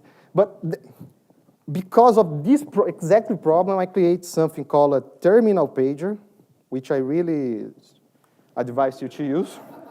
And then you type pipe. I think this pipe is the name of this character, right? Yeah. You type pipe, and then exclamation mark. And then if you type print table here, you get this less-like program for those who use Linux that you can scroll, right? And you can hit backslash and search for something. For example, alignment. And it will show, and you can search it. It's really useful because sometimes I always forget how to use it. So this is the first tip. Use this kind of feature. Okay, so you have the header here. You can also change the alignment, as I said. You just type alignment. For example, you want everything to the left, it goes to left, to the center, it goes to the center. If you want to have different alignments for the columns, you just pass a vector. So, for example, I'm aligning the first column to the left, to the center, and to the right, and it does what you want. If the tables get really, really large, it crops. So if I try to put a table here with many, many rows, it will just crop. And of course, it will not render the entire table. It's very fast. So you have this feature. I did some help. Okay. So now let's try to format the data. Let's say you have, oops. We'll go back to the original. But you don't like it. Let's say you want to print a message. Let's say that a negative value here is an error. It's not good. So we can create a function called a formatter, which receives 3 values, v, I, j. V is the value of the cell in the ith row and jth column. So if I just, let's say, if v is lower than 0, then I return error. If not, I return the same value. So it's a formatter. If I call print tables with the keyword formatters and pass ft, every time that the values gets negative, it will print error. You can do many things with this. You can, for example, use printf to show just 2 decimal places or whatever you want. Okay, highlighters. It's very important. So the purpose of this package initially was because when you download this telemetry from the satellite, you have a lot of data. You have to analyze many, many things. So I really want to, I'm a terminal person. I'm showing everything here in the terminal. I will not show Pluto because I love the terminal. Pretty tables normally has feature parity between all the three backends when it applies. So everything I'm showing here, it works in LaTeX, works in HTML, of course with minor differences. But I will stick to the terminal now. So I really want to have a system, okay. I really want to have a system that can print the information with colors so I can really easily spot some problems. So let's say you want to make all the negative values here red. So all that you have to do is create this entity called highlighter. And the highlighter receives two information. The first one is a function, as I said, an activation function. Data is the entire table. I and J is the cell and the column we are analyzing. So let's say I want to activate this highlighter if the data is lower than 0. And the second argument here is a crayon that tells you tells pre-tables how to change the color of the cell. Let's say bold red. Okay, so I create a highlighter, and then I just need to call pre-tables with this highlighters, and then everything that is negative gets red. I can have multiple highlighters. For example, I can change here to, oops. I can change here for greater or equal 0, and then change to blue, maybe. And if I pass a tuple of highlighters here, it uses both, and everything that is positive gets blue. So it's very easy when you have a lot of data, if you construct these kinds of functions, to spot some errors and see some problems. What's next? Lines. You can also change a lot of the design of the table. You can change everything. For example, let's say you don't, it was a very, very long discussion how we need to, how data frames should look like, but okay. If you want to remove all the lines, you can remove the horizontal lines. You can remove the vertical lines. If you want to add one line just on the first column, you can. So there's a lot of options. I won't go through here, but now you know how you can use. And if you want help, there is the docstring that should be fine. What is that? Okay. Why I use this? Just one information. For example, there is a software which computes a lot of perturbation torques and has many, many lines of information, the output. And I want to generate reports to easily see what is happening. So for example, I create this matrix, torques, atmospheric drag, whatever. And then I use this code here. Wait a second. Here. With a lot of options. I'm sorry, because to make the things very customizable, you have to type a lot. Sorry, there is a lot of keywords you have to do, you have to go, but whatever. And then when you do this, you have this very nice report-like information. When you have a lot of these, you can very easily see what's going on. So that's why we use those highlighters, the possibility to remove or add lines. The idea is to make the result clear. I want to have the result clear. But now let's move on, I think, is to, yes, data frames. Since I don't remember the version, data frames is used in pre-tables to show tables in the text, in the terminal, and in HTML. So when you load a data frame, let's create a random data frame here. It is pre-tables. If you call the function show, of course, it do the same. But one nice thing is that all the data frames has some specific keywords through the show function, But all other keywords that are not specific to data frames are passed to pre-table directly. So if you have this data frame, but for example, you don't like the row number column, you just put here show row number false, and you remove this column. If you, just to see how many configurations there are in data frame, this is the code to print. So there is a lot going on here. Every time let's say you pass a keyword that we defined here, it got replaced. So for example, you can replace the header of the data frame. How do you do this? For example, let's say that for some reason you want to have the name of the column, and instead of the type, you want the mean value of the column for some reason. What you need to do? You call show, my mouse, and the header will be the first line, the header, the names of the columns, and the second line, the mean for each column. If I do this, then we have the mean here. You can have the maximum value, the minimum value, whatever. We are lacking a footer. I will do this sometime. I don't know when, but I will. And this is how you customize. You can replace, but remember, when we add something here, we are replacing the option in the data frame function here. So it can. Just a question. You could do the same with rows. Like if you now want row names, you could also add with this row name. In the row label, yes, you can. You can. Yes, you can. You just add, because we have this entity called row labels that I will just put the same number of, okay, labels. Oops. I think it's not here. Okay.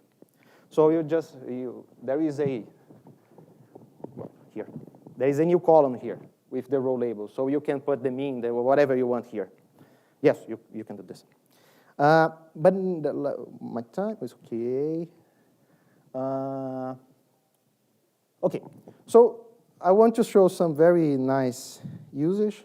I don't know if I mentioned to you, Bogman, but since I think 1 year and a half, we are using data frames together with ODBC. Thanks very much, Jacob.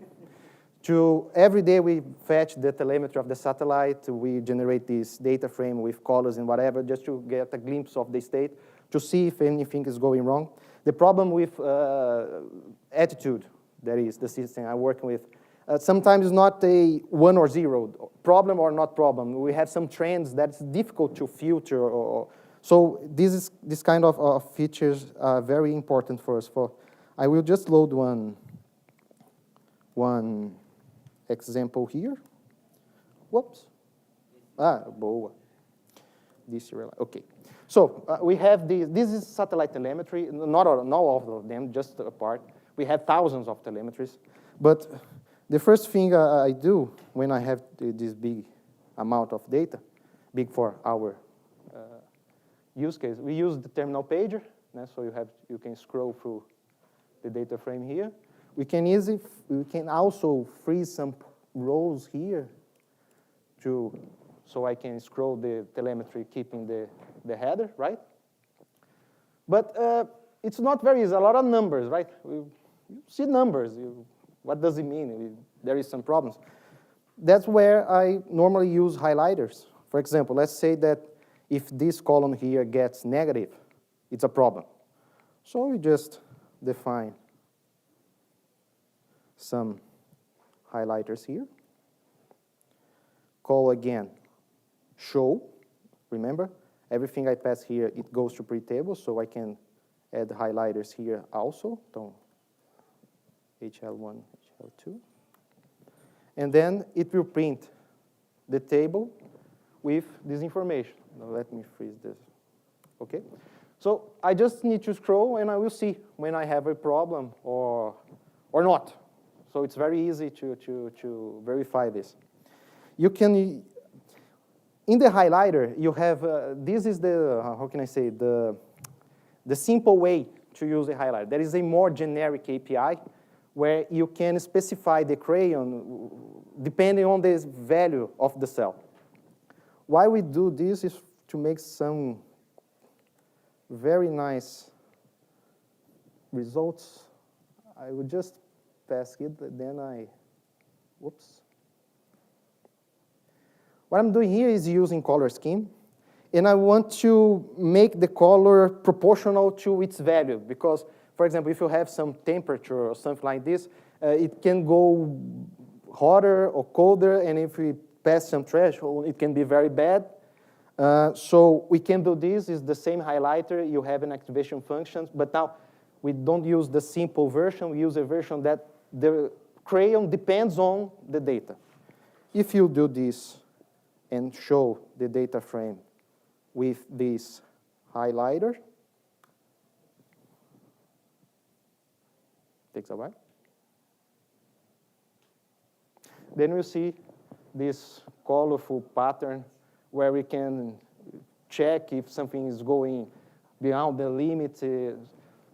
You must type a lot of things, as I show here. It's not, but fortunately, you just do it once, and every day it gets running, and we can see and check if some problem happened. Okay. Next steps. We have a lot to do in pre-tables, so help is really appreciated, because we have a request to implement, we can, for example, change the table format for some predefined ones. So, for example, if I type pre-tables A, TF's table format, TF markdown, I can print markdown format here. But we have a lot of requests. We have a request to build an org mode support. We have a request to, there is a backend called typist, I think, it was meant to replace LaTeX. So there is a lot of things that we also have to implement. This structure here, as I show, is really lacking a footer down there, so you can add some compilations like the mean, we have to do that. But first, I think I need to stabilize the pack. There's some internal things that I really don't like. And of course, I have to write documentations. Data frame has amazing documentation, except for how do you customize the output, but it's my fault, because I have to do this kind of, I will do this. Sorry. I didn't listen to people. I tried to split satellite to box and other packages into many, many packages, I think 7 or 8. It took a lot of work, much more than anticipated, so sorry, but it will be done. So this is everything I have to do. I'll try to end a little bit early so that we can take the photo. So if you have any questions, please. Yeah, thank you very much. Yes, so before I pass to the questions, let me just say that don't be sorry, because, the package is so amazing that, it's clear that it's like no time to do everything, and really, of course, documentation would be very welcome, but still, the power of what you have done is, like I'm still, every time I see what you show, it's like learning something new, and it's super cool. Much. Okay, so let me invite questions. What is the difference between using the show function and using the pretty table function? The show function calls a function inside data frames that has a lot of customization. And if you just call pretty tables, you just have that plain table. We can do this. So I have this data frame. If you call just pretty tables, pretty table, it will just show using the default selection of pretty tables, which is nothing. Yeah, yes. So you will get access to this internal function that has a lot of tunnels, the configuration. Matrix, then you can use pretty tables. Sorry? Whereas if you want to customize the display of a matrix, then you just use... Yes, use pretty tables and add to all those things you want. In your color scheme printout, it looked like you were aligning by decimal point. No. Was that something that you added, like you go up a couple pages to your...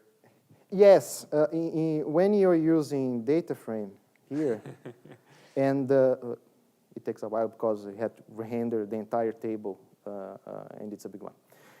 When you have a float, I think, an abstract float column, we have a function in pretty tables that you can align by regex. So you provide the regex, and all the columns will be aligned on that character. And we are doing it here in the decimal point. Yes, so it's aligned on decimal point. This is not. This is what Milan wanted. Yes. I implemented it especially because Bogomil asked. I really want the dot align. And okay, let's do this. The function is here. You see, you have this keyword called alignment anchor regex. You pass the regex, it defines an anchor and align everything on that anchor. And you can select if it's right or wrong. I was wondering that the highlighter and the formatter, that there was a difference in the formatter you get the value, and in the highlighter you get the whole table. But what's the reason that you have The reason is because I thought when you're formatting a cell, you just want to know the value of this cell. But in highlighter, you maybe want to highlight a cell depending on the value of the another one. In control system, if you have something that goes up, and maybe you want to highlight the next value. So you have to have access to the entire table. That was the reason. Yeah, okay. If you go from the terminal output to, say, Markdown and HTML, will this table look exactly pretty much the same in HTML? Not the same, but pretty close. You can, I think, I don't know if I add in the documentation some examples in HTML, maybe not. Coming soon. Maybe here, I don't know. No, sorry, I don't. But yes, you can. It's just HTML, so you can highlighter, you can change colors, you can do whatever. But sometimes you have to change some things because it's different. For example, in HTML, I think you pass a CSS-like information to make into the style. So it's a little bit different, but you can do. Okay, so if there are any more questions, of course, Ronan is here around, and as you have just heard, we are working on preparing some good documentation of most common things, because there are so many features, as you have seen, that probably it's good to have the most common ones to be exposed and highlighted for the users. Yes. And the other thing that was like my idea when I looked at your presentation, that it would be maybe to think where like have recipes, so that, you know, most common things like, okay, do this color grade or, you know, red over something and then something to have like a set of predefined functions, so that, you know, you don't have to repeatedly define it. I completely agree, because it can get too much. You sometimes has to type a lot of things, but you can do very nice things.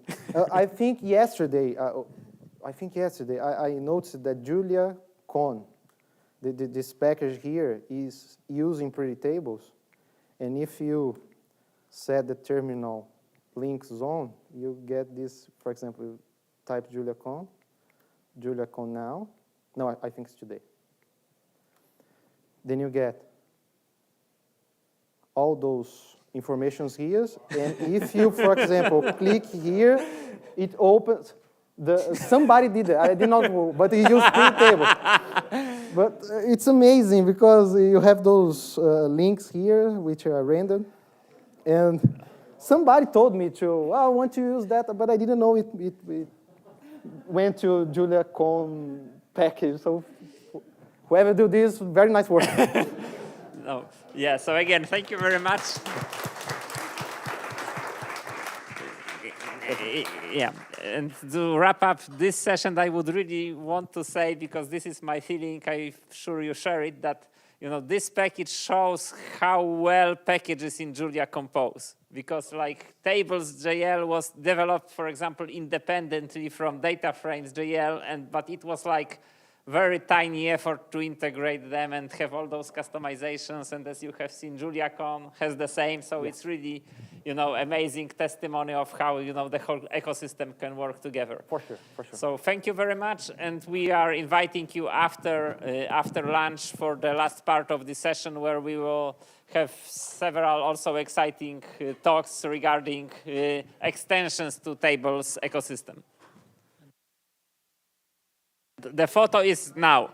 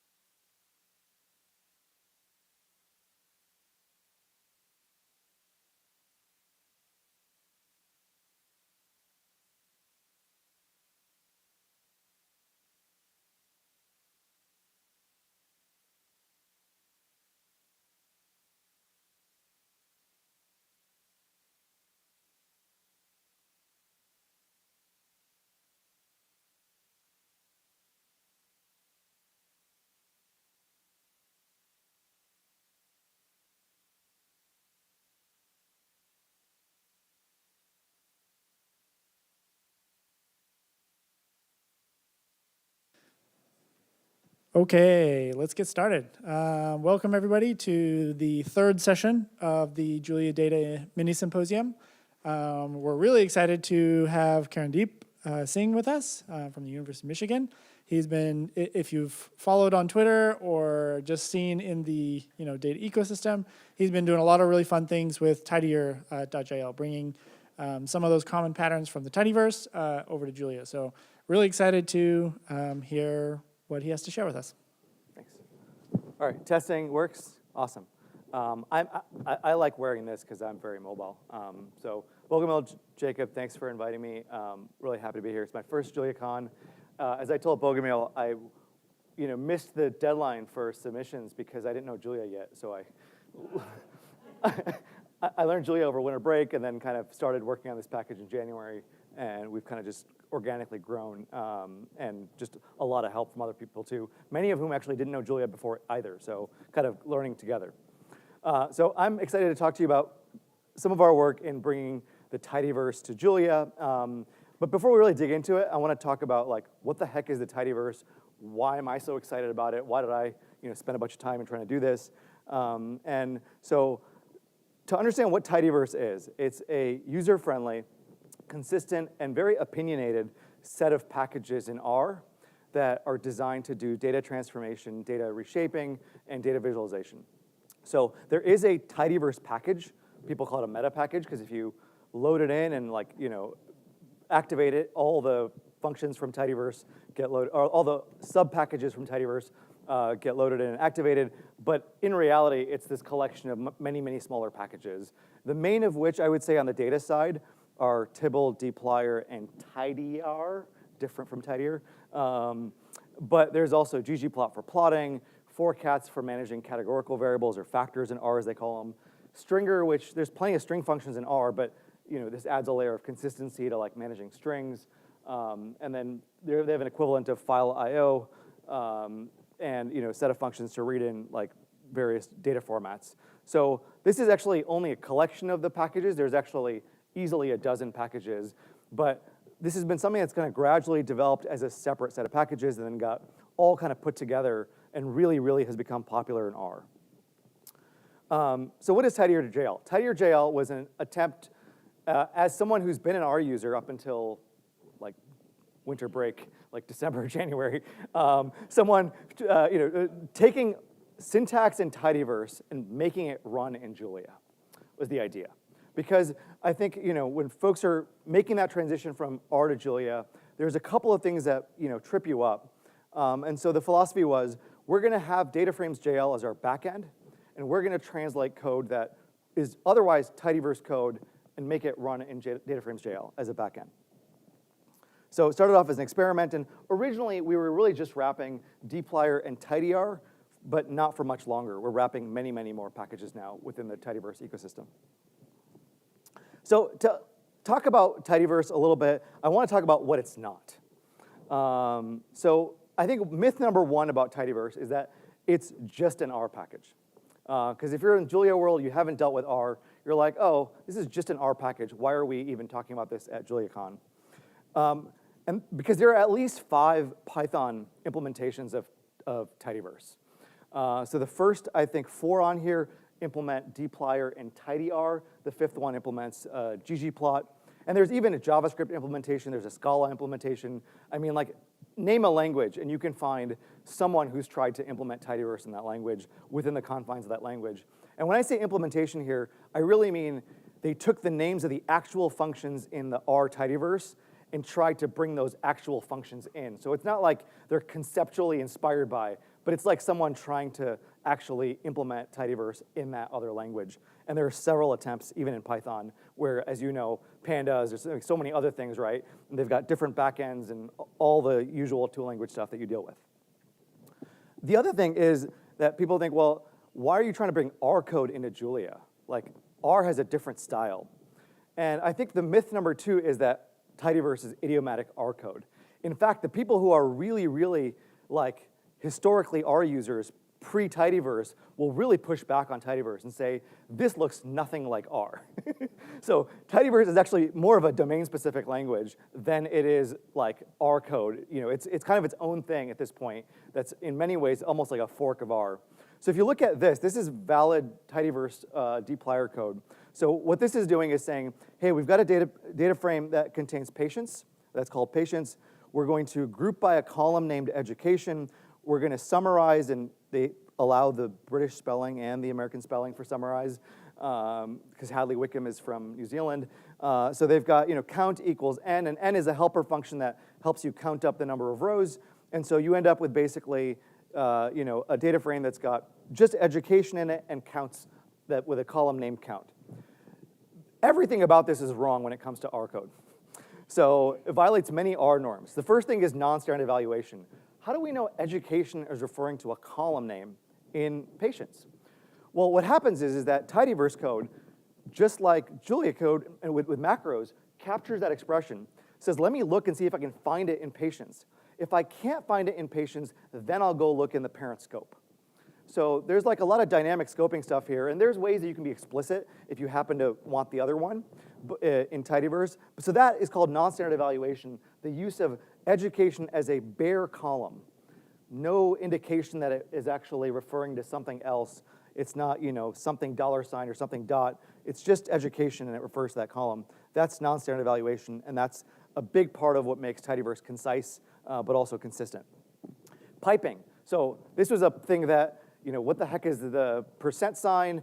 That is in R, if you're custom defining an infix operator, you have to surround it with %signs. That's just an R thing. And so there was no pipe at this point in base R, and so they basically said, if we have a functional programming language, it should have pipes. So someone wrote a custom pipe, added a lot of features around it. It was a package called Magritter, and then they scooped it up and made it part of tidyverse. So it's like a core package within tidyverse.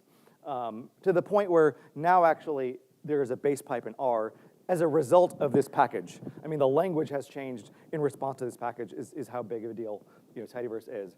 And the other one is this consistency of data frame in, data frame out. So the first argument for top-level functions, which are functions that operate on data frames, always expect data frames as a first argument and always give you a data frame, which is nice because that way you don't have to always be worrying, where do I need to interpolate or put my data frame in the key? Is it a keyword argument? Like, what is it? It's always in the first argument if you're dealing with a top-level function like this. So myth number 3, that tidyverse, because it's in R, is the only implementation of tidyverse in R. Okay, so there are so many implementations of tidyverse in R. So there's the original, which is dplyr tidyr, which has a C++ backend, powered by a package called vectors, which is also a tidyverse package. There's dtplyr, which, believe it or not, comes with tidyverse, but has a different backend. And that backend is the data table package, which historically has been the main competitor to tidyverse and has a slightly different syntax and philosophy. And that is lightning quick, and it has a C backend. And oftentimes, even now in benchmarks on the R side, it's usually the fastest R backend. But it's still powered by C. And so you can choose to use dtplyr if you want.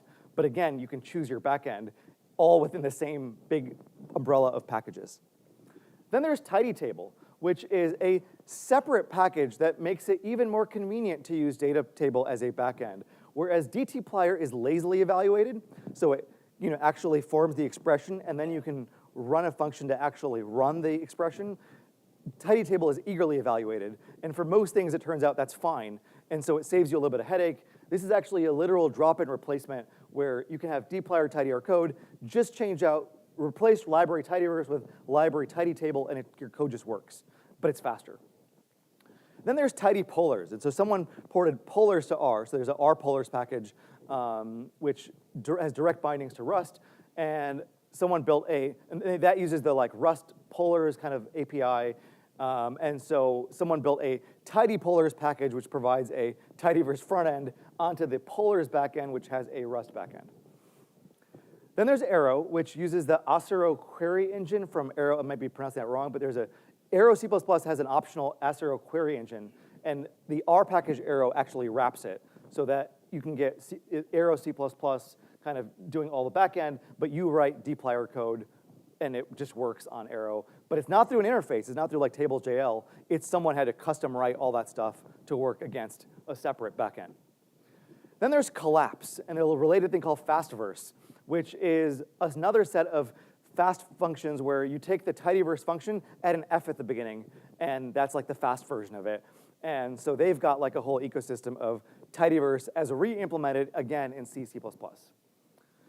And then there's dbplyr, which actually is really cool because you can write tidyverse code and have it generate valid SQL, and it can work against not just like SQL, SQLite, but actually every different flavor of SQL, Postgres, MySQL, Microsoft, Oracle, DuckDB. So really cool that it can actually figure out some of the differences, but again, yet one more backend, and all that is kind of very painstakingly written. And then there's the poor man package, which I love, because this is the only implementation that just uses R. There's no, I mean, obviously R, is written with C and C++, but the idea here is that the poor man package has no dependencies, and so this started off as like a challenge, but where people actually use this is in CI workflows, because it's really fast. You don't have to load in and install all of tidyverse, which if you're doing it on Linux, historically you had to do from source, and so you'd be like waiting hours to get your result back. With this, I mean, people don't use this in production so much, but they use it on CI workflows. So you can see that even within tidyverse, there is a two-language problem, because there's this one R front end and just all these backends to try to make it faster and faster and faster. And it actually matters. I think this is from one of the benchmarks, one of the many benchmarks that are out there. This is for like just a group by summarize operation on probably not that much data because it's half a second of execution speed. Multi-dplyr is essentially the dtables equivalent. It's out of core, multi-core copying, and for small data it's always slow, so that's why that's slower. But you can see how like the data table ones are actually orders of magnitude faster. Like if you have a huge data set, that actually makes a difference. And then collapse, this is probably by the folks who made collapse, but this is like even faster. So again, there's a lot of performance chasing with just all these backends, but the thing people seem to agree on is they love the front end. And that's, I think, the consistent thing. So why is it so popular? I think it's popular because it's very expressive. There's a few core functions, but there's a library of like, there's a large vocabulary for advanced functionality where you want it. So if you're kind of an advanced user, you can do really cool things with not much code. But if you're an early user, you can teach someone 5 or 6 functions, and they can do a lot of cool things, kind of just with those 5 or 6 functions. It's user-friendly, it's consistent, and I say it's like designed to minimize cognitive burden. Like the idea is as a user, you don't have to think, and I think that plays out in a lot of different ways. And it comes with a lot of helper functions. So they try to anticipate what kinds of things might you want to do, and if that thing requires a helper function where the base R function isn't consistent with syntax, we'll build a separate helper for you so that you don't have to worry about the base R way of doing things. And so that's why they've got, just like pages and pages of helper functions that when you put this whole thing together, you get this really clean package of functions that all work very nicely together and now are the dominant way of doing data analysis in R. And again, it's always data frame in, data frame out, or string in, string out. Like that's a kind of key thing, is make them so that they can all be piped. So here's an example of like a really basic R pipe, and that's the new R pipe because now it's built into the language as of R 4.0 and can do placeholders as of R 4.1. But you start with patients, group by education, summarize, count. Same thing I showed you before. But if you know that group by summarize and count actually is an advanced function, and that takes a lot of typing, you can also just do this, right? So this is what I call like a shorthand like function where, yeah, it exists in SQL. It's not like it's a new thing in R, but just that same operation you can shorten. And so there's lots of things like that where you have a couple things that you do commonly in a row. There's a function for that. If you know it, you can kind of get a shortcut and type less and do the same amount of stuff. All right, so the other thing that I think makes tidyverse popular is that R is actually a very data frame friendly language. It comes with built-in data frames. It comes with missing value support. It's got multiple dispatch. It's got metaprogramming. There's no scalars. Everything's a vector. And if you're talking about columns in a data frame, everything's a vector anyway. Even a column of length 1 in a data frame is still a vector of length 1. So that kind of plays nicely with kind of the way R works. But because everything's a vector, the people developing functions have to decide how vectorization works. So for example, right, if you do 1 + 1, you get back 2. That little 1 in brackets just tells you that's the first value of that vector. So if it was like, overflowing, you'd see, oh, that's the 10th value, or that's the 20th value once it overflows to the next row. Because our vectors print horizontally first, and then they go to the next line. But if you do 1, 2, 3 + 1, you get broadcasting. You get, they call this in R, vector recycling, where the result is 2, 3, 4. So you didn't have to write dot plus. So the thing you can kind of infer here is that plus is essentially auto-vectorized by R, always. It's element-wise addition. But mean returns a single value. So that we wouldn't want to vectorize, because you wouldn't want a separate mean of the number 1, the number 2, and the number 3. You'd always want to have a vector go in and one value come out. It's a summary function, like a summary statistic, and that's how kind of those work. So there are things here that we'll talk about how we fix in, or how we try to implement this in Julia. But the question then becomes, if this is so popular and it works well in R, can we bring some of this syntactic sugar into Julia? So do we need tidyverse in Julia? I mean, I think if you Google tidyverse Julia, this is not like one hit. This is like 20 different hits that will come up. And this is back in 2016. Someone said, oh, I thought I definitely would be using Julia today, and I haven't really used it yet, and I use R. But like, what do folks use for small to medium data? Like, what are you using? And probably most of the answers here are like data frames JL for good reason. But one of the replies said, and none of these is me, so I didn't like plant this or something like, how many years ago to like be like, I would bring it at a talk when I actually learn it. He said, I thought the same thing as well. Unfortunately, there's still a bit of work to be done on the Julia side. The tidyverse ecosystem in R is relentlessly focused on ease of use and package compatibility such that everything just fits together in a logical way. I can't emphasize how much of a difference this makes in being productive. So, I mean, this is like, I think, the R user's dilemma of having really a lot of familiarity with this way this one ecosystem works, and it's being adopted elsewhere, but just not having it quite 100% fit in Julia in the way that they know in their mental model. This is one from 4 years ago. I don't suppose there's anyone has learning Julia with background in R, like for data science, data visualization purposes. And although they don't name tidyverse, I mean, I think that's what I take away is they're asking about like, what am I supposed to use? We've got R for data science. What's the equivalent, here? And now it's Bogomil-Kaminsky's book, but it's still, again, you have to rebuild your mental model a little bit, right? Is there this is like I know this has been asked, but is there like a tidyverse dplyr for Julia? I use R to wrangle data, specifically R dplyr syntax, and that's what I want, is what someone's essentially saying here. However, I thought if I can easily transition to Julia with dplyr-like syntax, it's not a bad idea if I can save more time. So people want it, and they'll use the rest of it, but they want to bring this with them. And this one, I'll just share the very last part of it was, first of all, I don't like to work with matrices. Basically, I want my tibbles. Tibbles are essentially data frames in tidyverse lingo. And I'm sure there exists some good guide about how to transition from tidyverse coding into insert whatever is the thing I need to be using here, and I'm going to say that thing is tidier. Okay, so why not implement it in Julia? What are the barriers? Problem number one, in Julia, functions need to be explicitly vectorized. And this is great for developers. Ever since I've started moving to Julia, I only write functions that work on scalars, and when it needs to be vectorized, you just add the dot, and it just works. And for most like data analysis pipelines, that's amazing, and it's really convenient. Whereas in R, I'd have to use some combination of lapply or map, and like I have to implement that within the function, because there's no way to, or I have to call it in a vectorized way, which is really kind of murky syntax, so we try to stay away from it. But this does add a little bit of friction for users. And so what I mean is, like, look at this way of taking a column in a data frame named df. If it's less than or equals 0, make it 0. Otherwise, leave the value of x. And if you look carefully, there's two places here where you had to vectorize. The if-else had to be vectorized, and the less than or equal to had to be vectorized. And this one, since everything had to be vectorized, you could wrap this in a by row, and it would probably work, which is how it works in data frames. Or if you're using data frames meta, you could use R transform to do this, where every function is automatically vectorized, and it runs row-wise. But if you're trying to center a variable where you want to subtract it by its mean, now it's a little tricky because the the minus has to be vectorized, but the mean shouldn't be vectorized.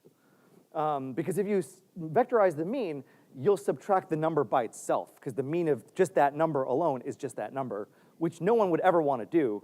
And so there is this kind of idea that although you can vectorize in a way that you want, 99% of the time, in the context of data frames, you want to vectorize certain things and not vectorize other things. And you want that to be configurable and editable, but there's kind of a shorthand that you want that's not quite what the default is because it's built into Julia in this way. Problem number 2 is this, not a huge problem, but that in most Julia packages, the symbols are used to refer to columns rather than bare column names. And so, I'm talking about like colon column instead of just column. And like, why does this matter? Well, here's how you would select in a data frame named df the columns between A and D. This is beautiful syntax, understandable, expressive, readable, great. Here's how you do in R. Super concise. And here, the A to D almost acts like a unit range. That's not valid R, by the way. If you type in A:D into like your R terminal, you'll get an error. So again, it's not idiomatic R, but this is like a really nice shorthand. In the same way that you could do 1:4, and this would work, A:D also works. And you could do negated, like don't do A through D, so like negative A through D, and that also works. So there's this kind of shorthand that you can do that's just really nice and concise, but that is a little bit out of reach in the way that it's currently, things are currently implemented because it's not valid code as it sits. You have to transform it to make it valid code. So just as an aside, I hear this idea of like, well, symbols is the way we do it. Bare column names are problematic. So this is an example from a line of tidier code where we're taking A and we're adding 1 to it. So mutate is like transform, A equals A plus 1. So notice A is just bare. There's no symbol for it.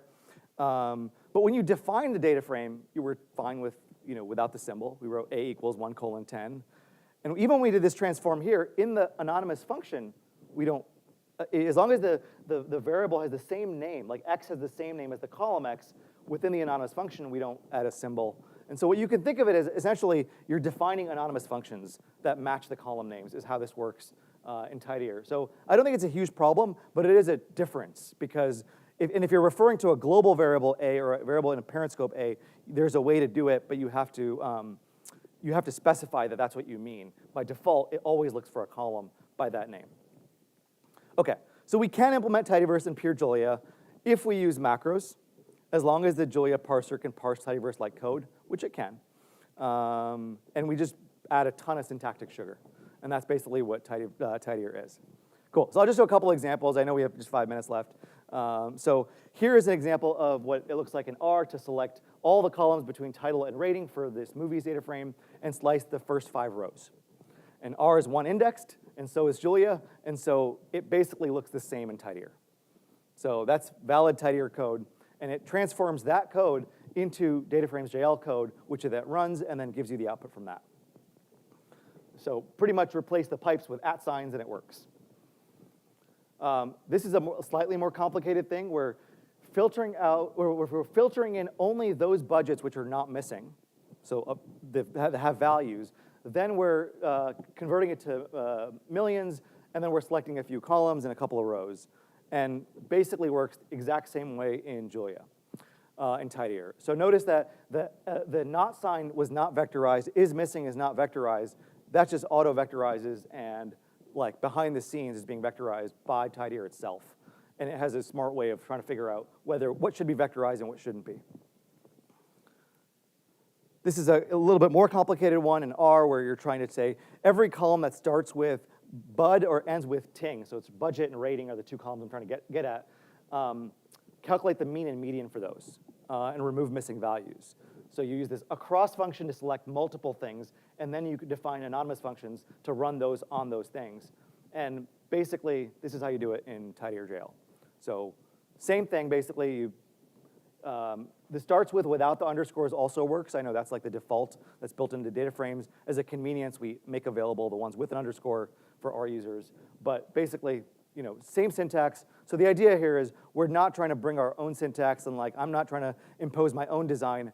I'm trying to make it look as close to the original as we can so that it's like you can bring your mental model with you if you're coming from R to Julia. So what's been built so far?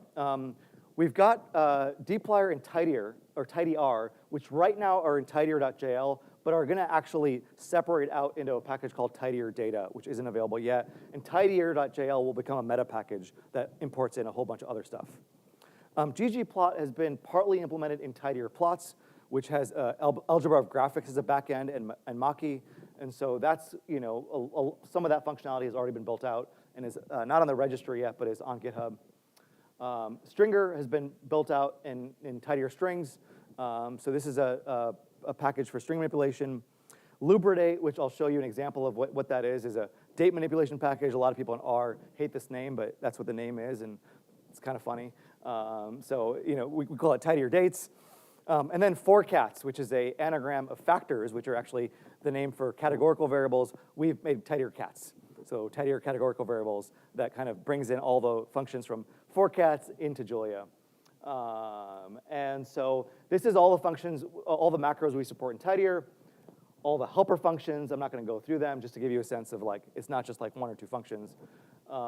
This is what tidyr plot supports. These are all these geoms, these are like types of graphs you can build, and you can add them together in the same exact way that you would in ggplot. All the themes that Mach-E has that actually work within tidyr plots. And so if you put this in, which looks almost like valid R code, just works, and in Julia. So this is tidyr strings. The only thing I'll show you with tidyr strings is that if you have this state and you're trying to say, oh, I know the cities, let me do a little lookup of cities and create a new variable called state at the very end, you can do it in kind of this very concise way. And so, concise, expressive, readable way. And case when is a helper function within tidyr.jl to make this kind of all fit together and work. And all of that stuff gets auto-vectorized so that this works. I won't show any functions from tidyr cats, but this is kind of what we've implemented so far. And then tidyr dates, this is the last slide, I think, is, so sometimes you have data frames that look like this, where you've got dates, you know the ordering, like day comes first, then month, then year. But it could be in any one of these crazy formats or more than one crazy format because you don't know what the separator is. Well, lubridate in R lets you convert this into dates just by telling it the order and having it auto do that. So if you do this in tidyr, you take date equals dmy date where it's date, month, year, it turns that into this. And that's already on GitHub implemented and will hopefully be on the registry. But these are the kinds of things where they're just syntactic sugar, and they're just they're things you could do today maybe already, but we're taking stuff that has been thought through that just, again, minimizes cognitive burden. Because I think no one of these things is all that cool, but put together, it really, I think, makes it easier to make that transition from R to Julia. So thank you to all the authors of various packages that we wrapped, including other ones that we haven't shown and others in the data ecosystem, and to some of the contributors who've done all kinds of cool work to make this happen. So thank you.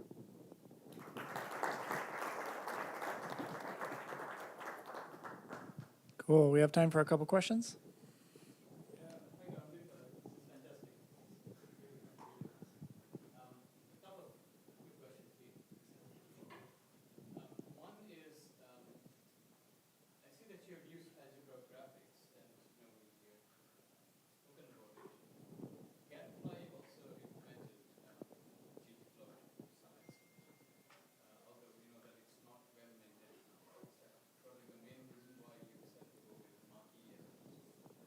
Yeah, we asked the community. I mean, we put up an issue, we got feedback, and I was originally thinking of going with Gadfly because it was going to be slightly easier to wrap initially, but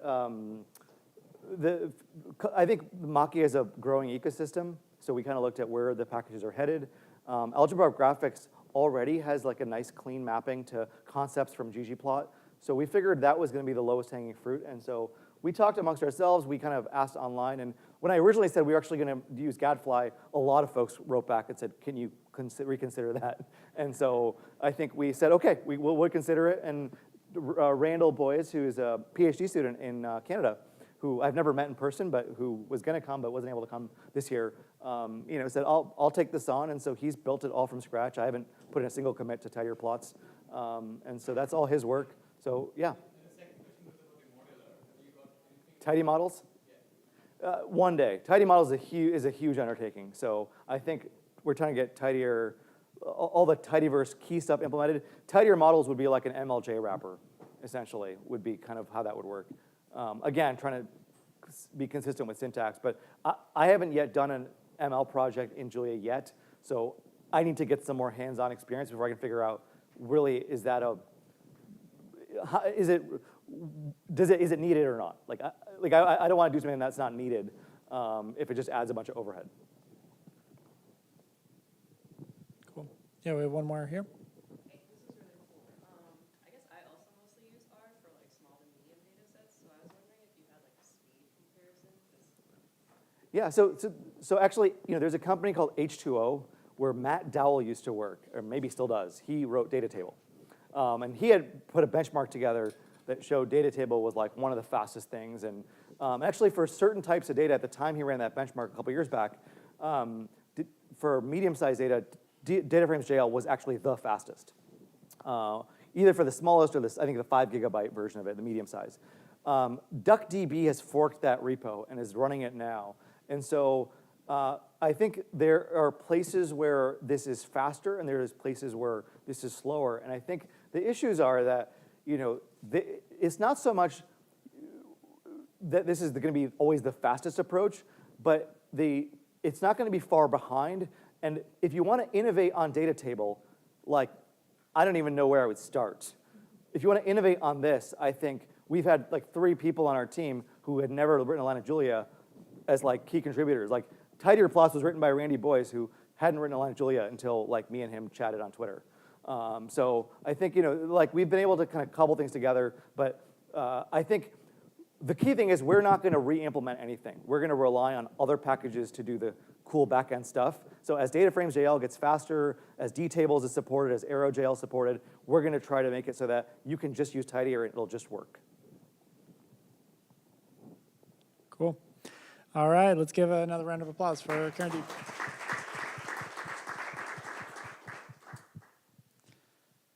Okay. Next up, we're going to get the laptop set up. Yeah, let me. So while we are setting up, let me just add to the answer to the last question.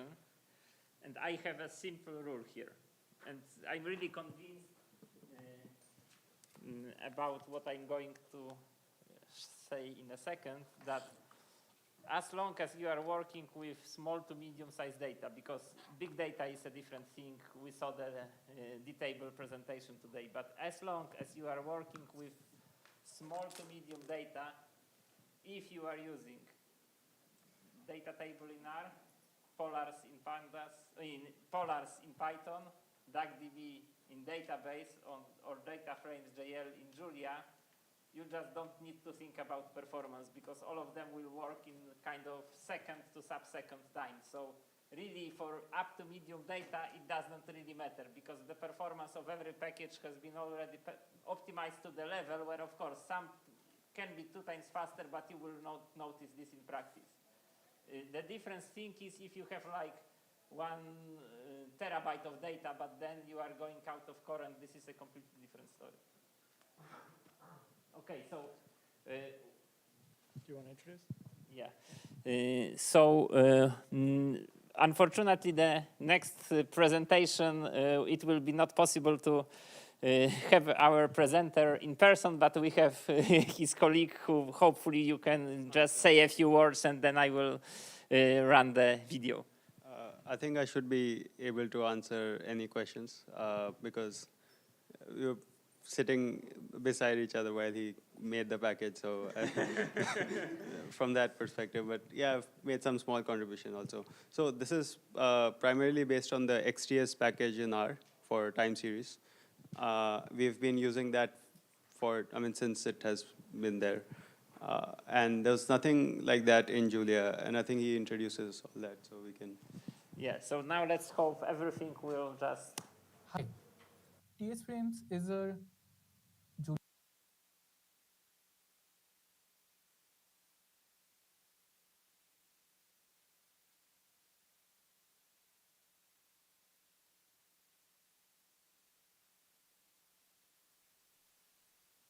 Julia package for doing time series data manipulation.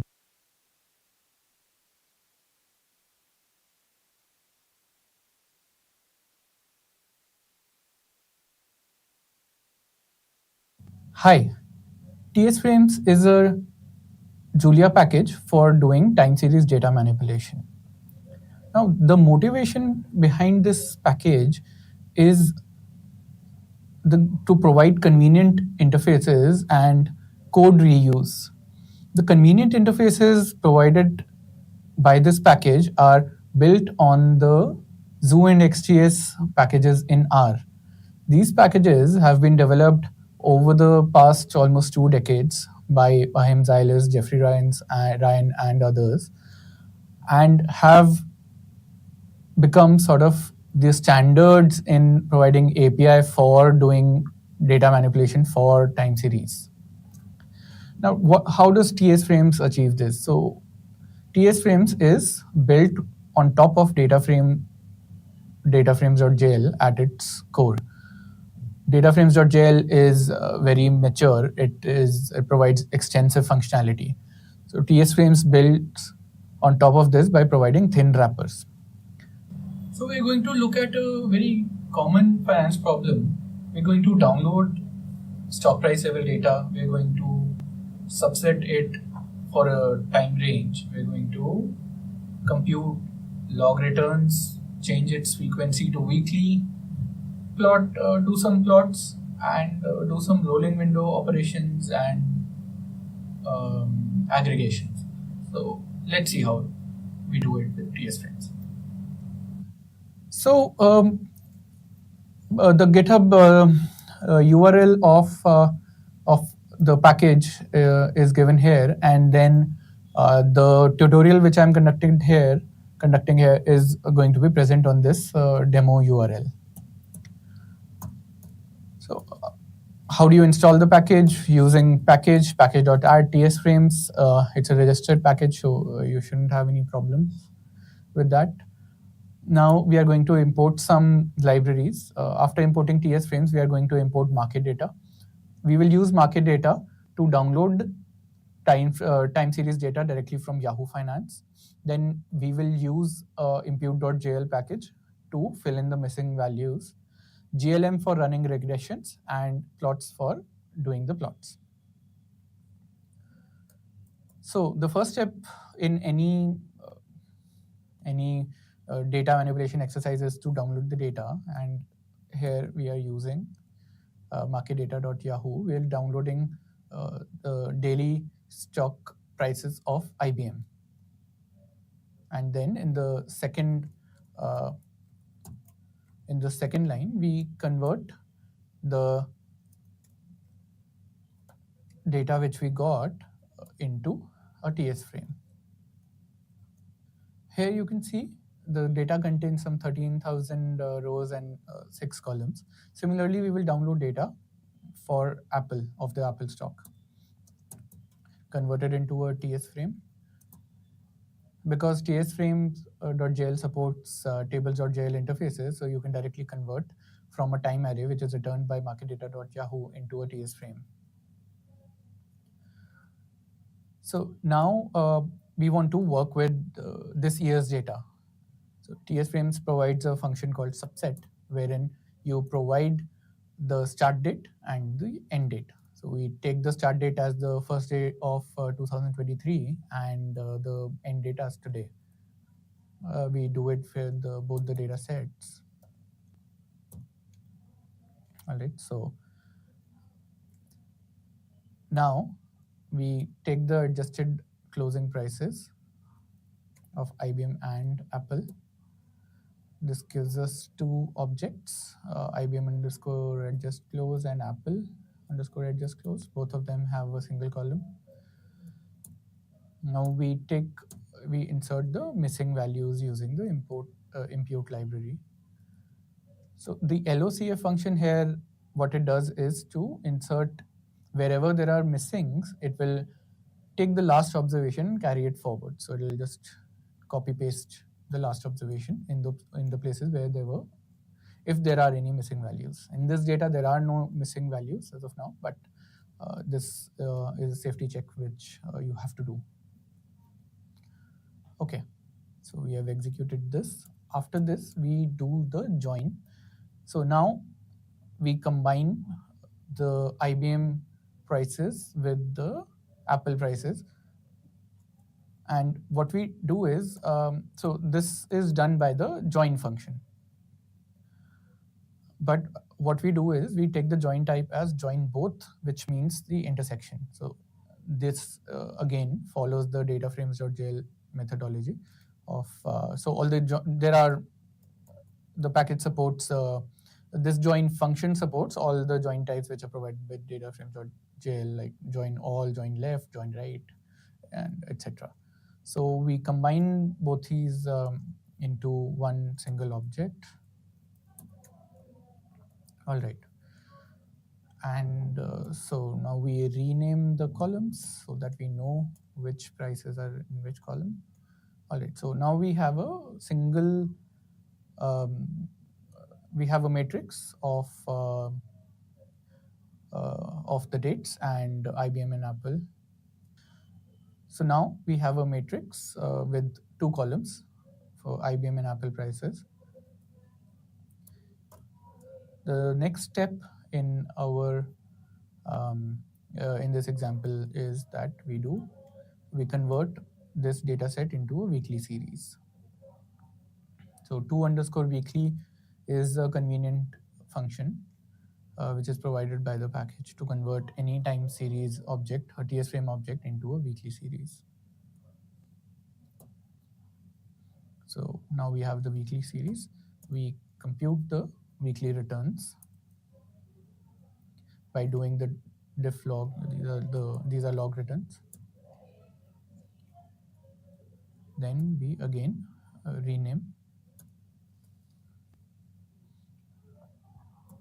Okay. So one of the common operations in finance is to compute standard deviation of weekly returns. So we do it for both IBM and Apple. Okay. So we have the standard deviation numbers. Okay, so now the next step is to do a scatter plot of Apple and IBM weekly returns. TS Frames uses the plots package to implement this plot. So you can directly call plot on a TS Frame object. And here is the scatter plot. One of the other common operations in for time series objects is to do aggregation and rolling window operations. For that, tsframes.jl provides apply and roll apply methods. So let's take a look how they work. We compute the daily returns again for IBM and Apple. Then we compute the realized volatility, which is essentially for a week. So within a week, what was the standard deviation for each week? So if you see the apply operation takes the first argument as the times TS frame object, then the period on which we want to compute the standard deviation, right? And the third argument is the function itself, which is std here. So let's do this. Okay. So we have the week on week, the standard deviation of each week. This can also be, we can change the period to month also. Right. So let's do that.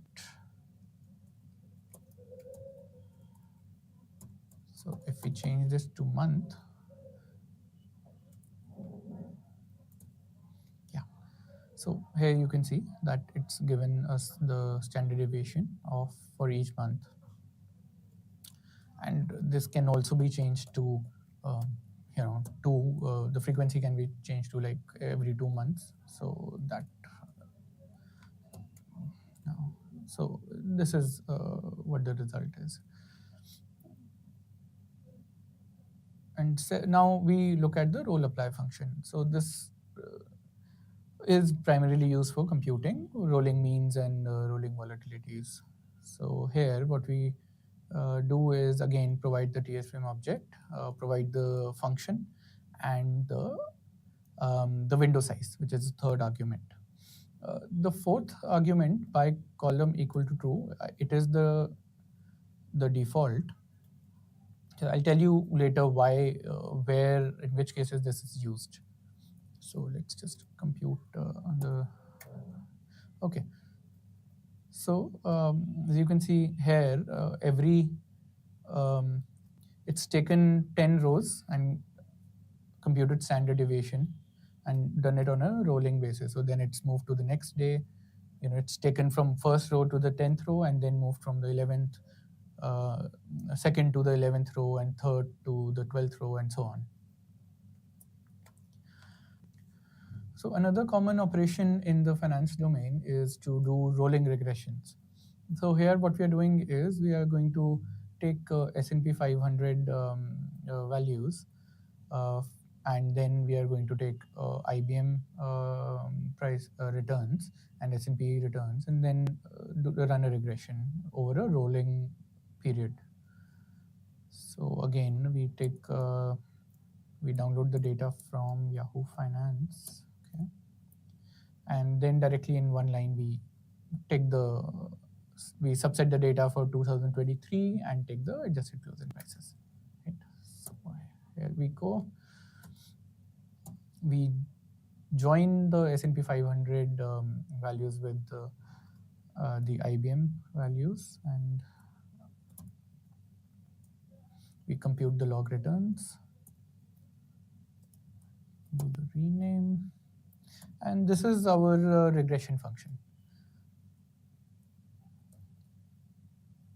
We take S&P 500 as the response variable, IBM as the predictor, and return the coefficient and the standard deviation of the residuals. So this is what we do. It's a simple function. Then we again use roll apply, provide the returns, provide the function name, the window size, and this is where by column comes into the picture. We do this because we want to run our own function, and the column names of this of the data are part of the function itself. So you can see that we are running a regression here. We are providing the column names. So that is why we are saying by column equal to false, so that when we run this function, the whole TS frame object goes into the function. If we do by column equal to true, then the function is run on each column and we lose the column names. So this is the difference between by column equal to true and by column equal to false. So let's run this, and here is the result. So as you can see, doing very common time series data manipulation is pretty easy. The functions are pretty simple. You provide the TS frame object, you provide some arguments, and you get the result while following the Julia convention, and you get this the speed of Julia for free. In some other languages, it's a little more difficult to do these kind of manipulations. And this is where we thought that the Zoo and XGS of the R community is sort of pioneer in the field of time series data manipulation, and they are the standard of the API which is used to do these kind of manipulations of time series data. So thank you.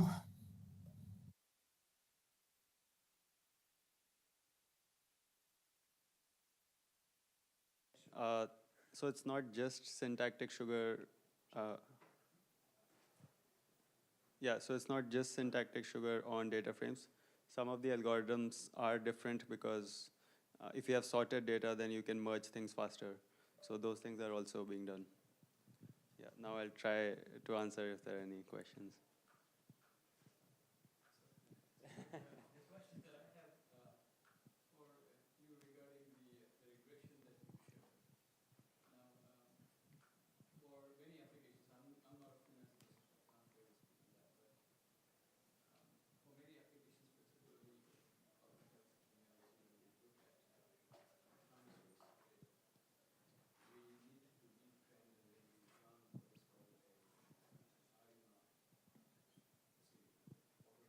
Yeah.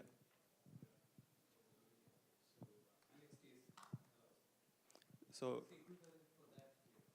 in this case, there'll need to be a different package for ARIMA. I mean, I think that's how the Julia ecosystem is, that every small thing turns out to be a separate package, and this is just focused on the manipulation part. So it won't have, for example, we use the GLM package instead of having the regression ourselves. So we would have the ARIMA being imported. Okay. Okay, so thank you very much. If you have other questions, please just ask during the break, because we need to finish by 3 sharp. So let me invite the last presenter during our mini symposium on data analysis, and this time the presentation will be about how to integrate tabular data with geospatial data. So Przemysław, the floor is yours. Okay, maybe take this. This is the work? Yeah. Okay, so thank you very much for this opportunity to talk. Okay, so I'm going to talk about a project that is about collecting special data into data frames, and this is about data collection and data processing. There will be also slightly more about my lightning talk tomorrow at 4:30. So to get things rolling, the motivation is the following: that there is a huge data set edited by all people around the globe, which is the map, and the map is normally a multi-layered XML file. It's used for many things, and of course you can export all the data for visualization. So as you can see, this area around our conference. But there is actually also plenty of data about something that's in spatial data. It's called points of interest. All places, all cafes, restaurants, trees, parking spaces, everything of any interest is described in this data, and this could actually be processed as flat data. So this is tutorial about, this is a package work in progress, a package named OSM toolset. This is not yet registered. This will be registered very soon. So let's see, but it's already working. So what am I doing here? I'm loading here the map. So this is another package I'm maintaining, OpenStreetMap X. I will tell some more about it tomorrow, but this is also for processing roads and the map, and can be used for maps visualization. So I will just talk about making data frames out of maps. So the idea is the following: there's plenty pieces of information, and some of them are more usable than the others. And there are the pieces of information about various types of points of interest. So there is a great classification. It can be found in the documentation of the OpenStreetMap format. But basically anything is described. The data is divided into classes. Then it's divided by subclasses. Like you have education and kindergarten, education and say university, education and library. So around this framework, there's a configuration file about what you want to extract from map, because there's plenty information of map. So I've identified some initial list, but this is a configurable. So this is an input data frame. This one does is a built-in attractiveness path, the built-in file into the library. And basically also for aggregation and for other analytics, I added something like the points of attractiveness and range, because university is, for example, very attractive, but its range of influence, like saying I live close to the university, if you live 10 kilometers from MIT, you still live close to the university.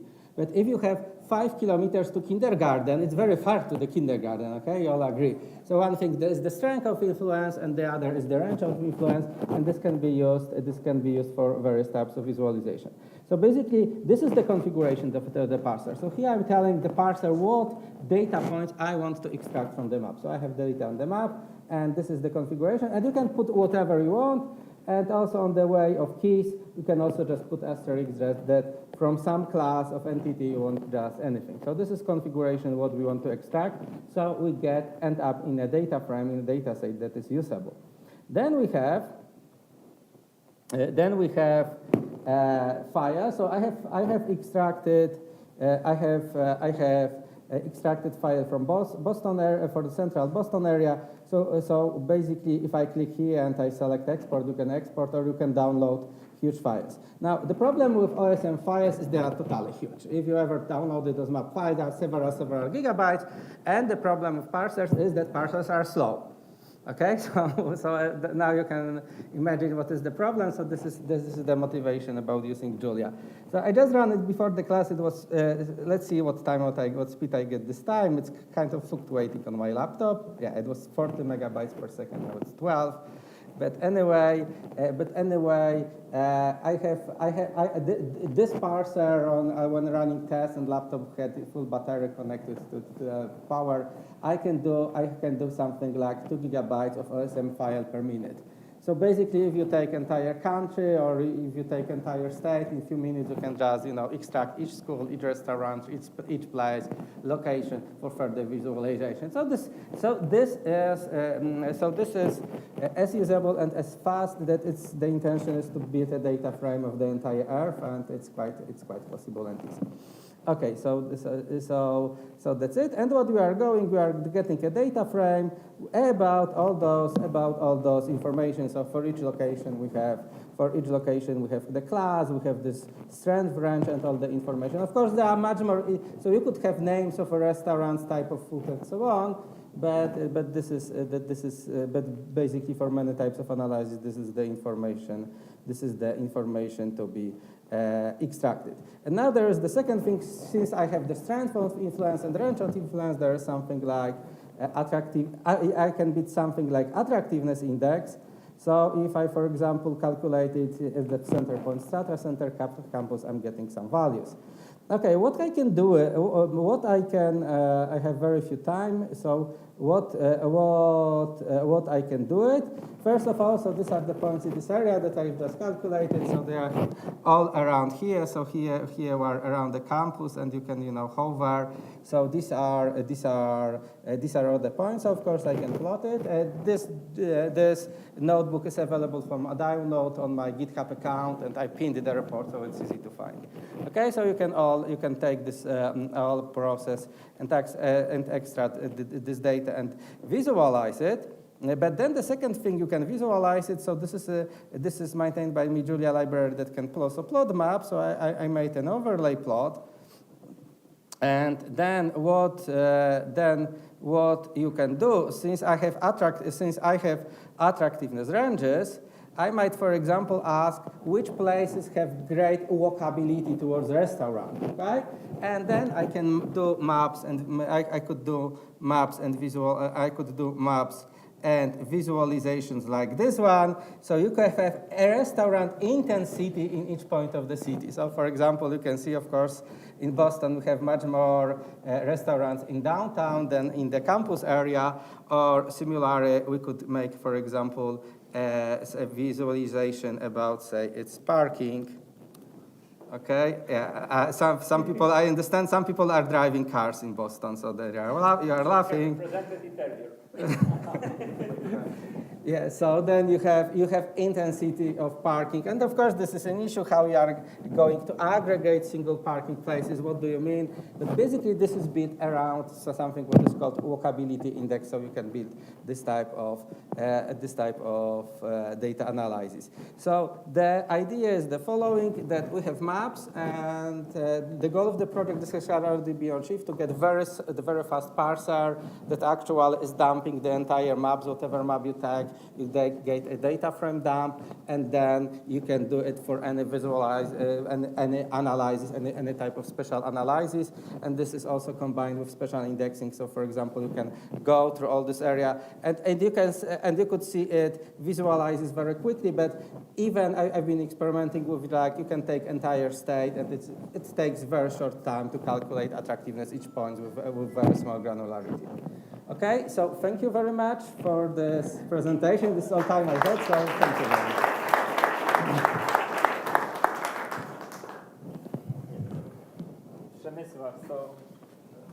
Thank you very much for an interesting presentation. I think that this geospatial data is always an important aspect of working with data, and also thank you for the perfect timing. If someone has a question to Przemysław, just please catch him during the next break or whatever during the conference.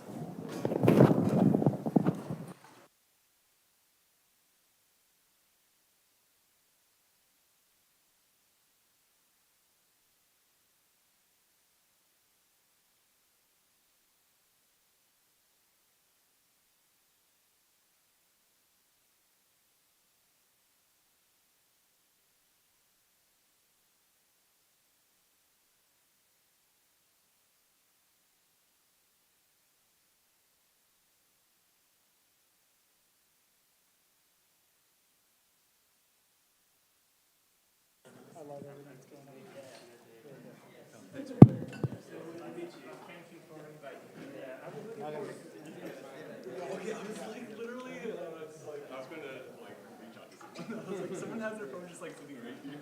Yeah, I appreciate it. What's the next talk? So this talk is Cedric is presenting. So the next talk is going to start in a moment. It's called Geometric Algebra at Compile Time with Symbolic GA. Cedric is going to present it. Cedric Belmont is an applied mathematician and programmer, and he has a passion for all this nice stuff he's going to show us. Yeah. So let's just give it 1 second to set it all up. Let me display. It doesn't seem to be working. It should have been displaying, but I guess procedures if you do. Yeah. Or extend. Do extend to the left. Yeah. To this, for example. Yeah, just try unplugging it. Okay. It's just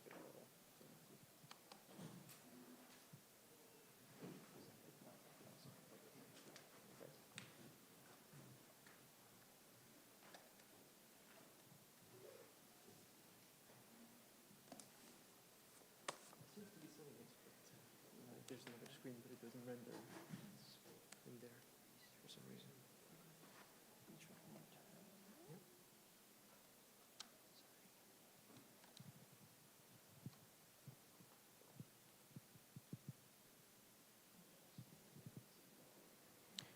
We have a small technical issue that we will fix very soon.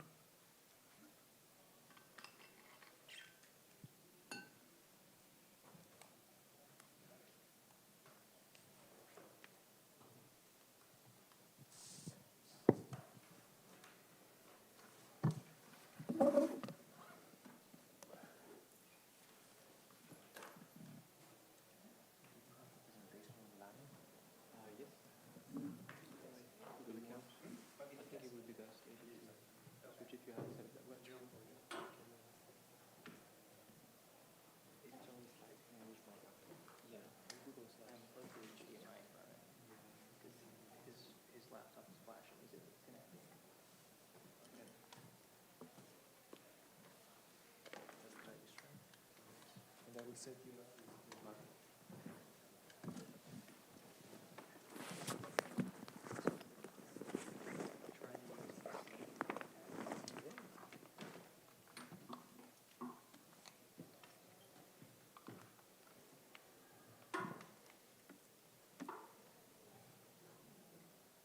Still flashing. Oh, there we go. There you go. Oh, perfect. Okay. Let's hope it holds. Let's start.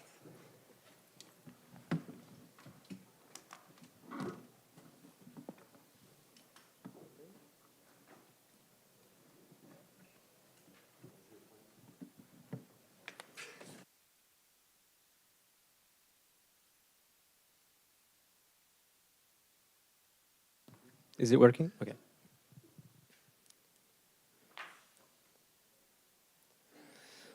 All right, then let's get started. Hi everyone, my name is Cedric. And today I'd like to talk about a mathematical framework that helped me greatly in understanding various concepts of mathematics. And did it stop working? That's good. All right. So a framework that really helped me understand lots of pieces of mathematics, and notably related to computational geometry and computer graphics. I'm quite into computer graphics, but the thing is, a lot of the math around it is really terrible. You have things like homogeneous coordinates, quaternions, projective transformations. You have to do all kinds of intersections between objects like lines, spheres, circles, planes, and when you look up the formulas for these, they're really ugly. And so around the same time, I came across geometric algebra, which after learning a bit about it, I saw as a way to demystify and bring back intuition behind a lot of the mathematics I was seeing. And then as I furthered my learning, I realized it was actually applicable to a whole range of domains, much more than just computer graphics. And so I'd like to introduce you to it a bit today. This is by no means a complete introduction to geometric algebra because the topic is really vast and there's a bit of a steep learning curve. But for me personally, the effort was well worth it in the long run. I will also present a package called SymbolicGA.jl, which is an implementation so that geometric algebra can be used in code for molecular computing, for example. So what is it? So essentially, it's a mathematical framework, as abstract as that sounds. It is also known as the Clifford algebra, for those of you who might know the term, just a specific application of it. So it's nothing new, really. The Clifford algebras have been formalized by William Clifford in 1878. But it went silent for a long time in favor of vector calculus that we all know here. And essentially was sort of renamed geometric algebra when being revived to do physics in modern days. And notably, like in a few areas of physics, and then it expanded to being really useful and of interest to other domains. Just to precise, this is not algebraic geometry. Algebraic geometry is a different thing. So what does geometric algebra bring? Why would you even consider it? First thing for me, the most important is, you often have these formulas with lots of parameters, things that look very low level, especially when you're used to having, nice abstractions in code and so on. And geometric algebra takes another approach to having like all these parameterizations and coordinates and expressions that involve lots of weird expressions. You just have different types of objects and operations between these objects, and you kind of operate really at a more high level. You have fewer details shown to you at once. So you have this expression on the lower right, which might be some valid expression in geometric algebra, which actually represents sort of what these other expressions are representing, just in a different way. And I find it more readable, personally. It's also a common language for various branches of mathematics and physics. And when you talk this one language, when you learn it, you can actually generalize your knowledge to quite a few branches. I personally learned about space-time physics just because I learned about geometric algebra, and then there's a really nice description of space-time physics in terms of geometric algebra. It's also a way to generalize rotations. So in 2D, 3D, you have like complex numbers, quaternions. With geometric algebra, you can also express rotations on higher dimensions, like 4D, 5D, ND, and all with kind of the same formulas you would get for 2D and 3D, which is really neat. And last, it's really easy with it to get a big picture and to get intuition behind all of the math that you're doing. Again, greatly in part because you have this lower symbolic complexity, but also because at every stage, every sub-expression in your algebra actually represents something meaningful. Now, what is it concretely used for? So there are a bunch of applications. First one is to represent geometric entities, like if you want to represent points, lines, circles, spheres, planes. And as I mentioned, sometimes you have to take intersections of them. You might join two lines or do things like that. You can do it very easily in geometric algebra, and it shines ready for that. You can also express things like orthogonal transformations, which are mainly the reflections and rotations in Euclidean spaces, but when you go to non-Euclidean spaces, you can get other types of transformations. So things like Euclidean transformations, if you go into projective spaces, or conformal transformations with things like inversion, like spherical inversions when you go into conformal spaces.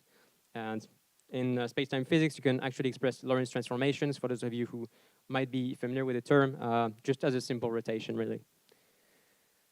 You can also, with that, model non-Euclidean spaces if you, for some reason, want to know what spherical spaces or hyperbolic spaces are. it's actually quite straightforward to understand with that framework. You can also do some calculus on it. Though personally, I haven't done much, but people have been using it to do, for example, differential geometry. And actually, it includes a generalization of differential forms, which is really in a more elegant and intuitive way. And personally, I learned about differential geometry just because, again, I learned about geometric algebra, and the description of differential geometry in terms of that language was actually very straightforward. And it was really, really useful for that. In terms of the different domains of application, I would highlight robotics and computer vision. Like anything that has rigid body transformations that need to be represented. You have things like dual quaternions, which maybe you're familiar with. Essentially, geometric algebra allows you to express those as just a tiny subset of the algebra. You can also do computational geometry, as I mentioned, to do any kind of geometric queries between objects or transformations in 3D space. Game engines have also used it. You can do things like 4D rotations. There's actually a game that did that using geometric algebra because it was just way easier. And non-Euclidean world also, if you are into that, why not? You can also, as I mentioned, do space-time physics with a space-time algebra, which has known a lot of success.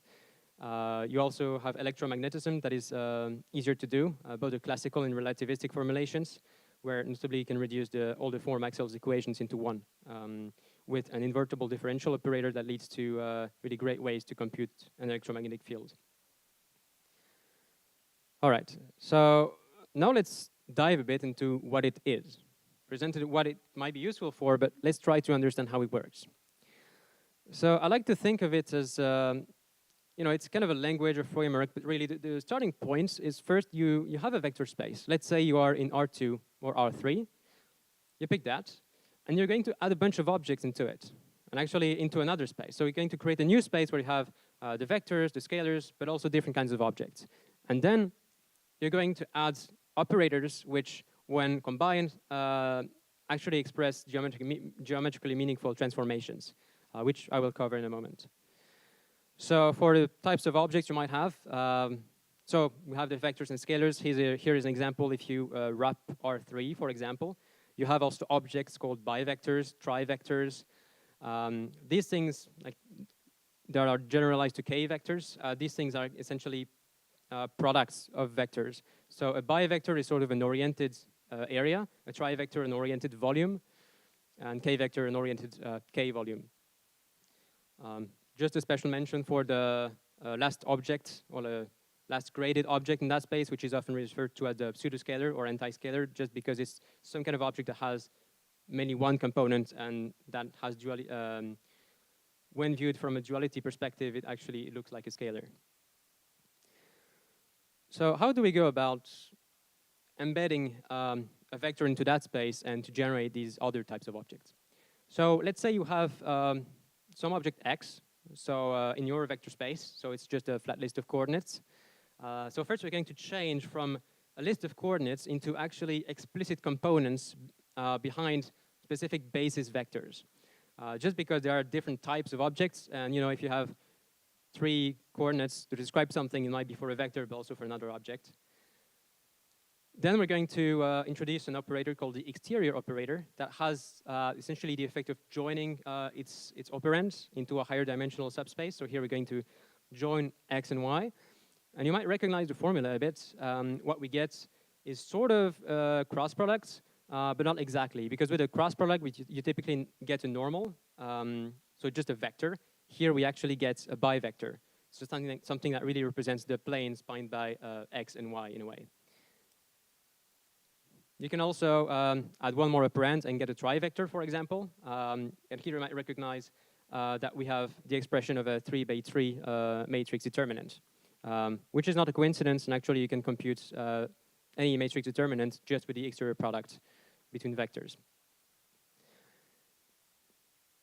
So this is a first geometric operator, so an operator that actually carries geometrically meaningful transformations. It's also called the outer product.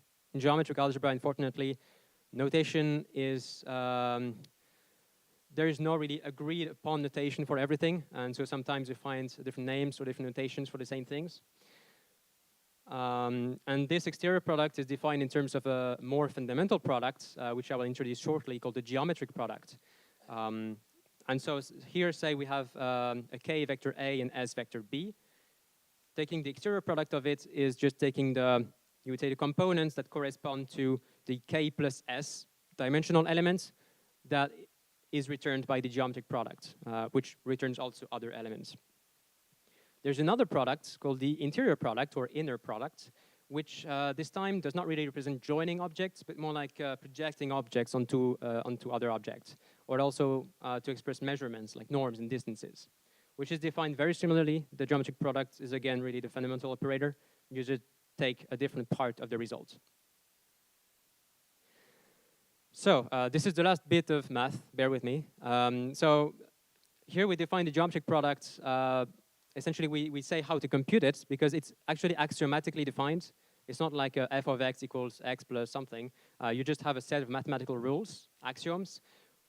When you work them a bit, you actually end up with a set of rules to say how you need to carry out the computation.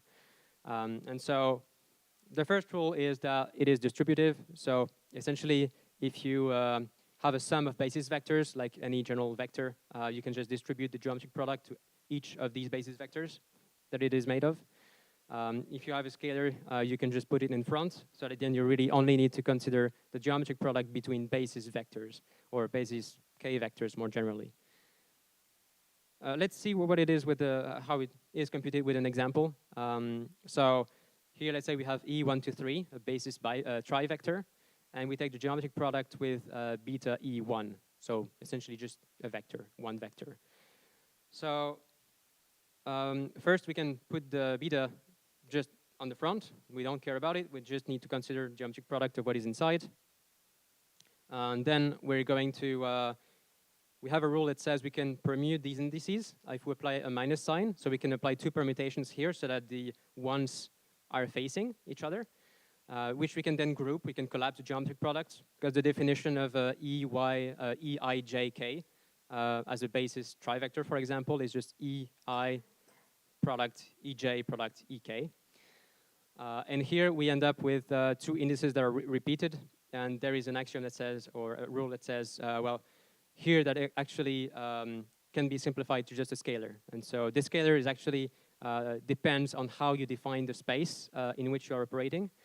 But it's essentially just a scalar that is standardly -1, 0, or 1. So here we can say maybe we can set that to 1. And so we end up with beta E23.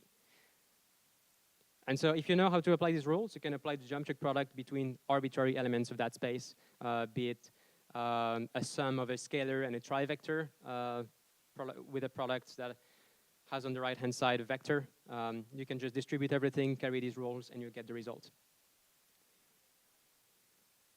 One last thing that is quite nice is that for one vectors, the geometric product has actually a really neat formula, or rather description, which actually motivated this wedge dot notation, which is quite often replaced with just a standard multiplication operator. It's actually incredibly hard to type in LaTeX because LaTeX does not support that. But here in this case, for one vectors, it simplifies to the sum of the interior product and exterior product. But that's just for one vectors. Generally speaking, a geometric product might split a lot of different types of objects, not just 2, can be 3, 4, 5, that depends.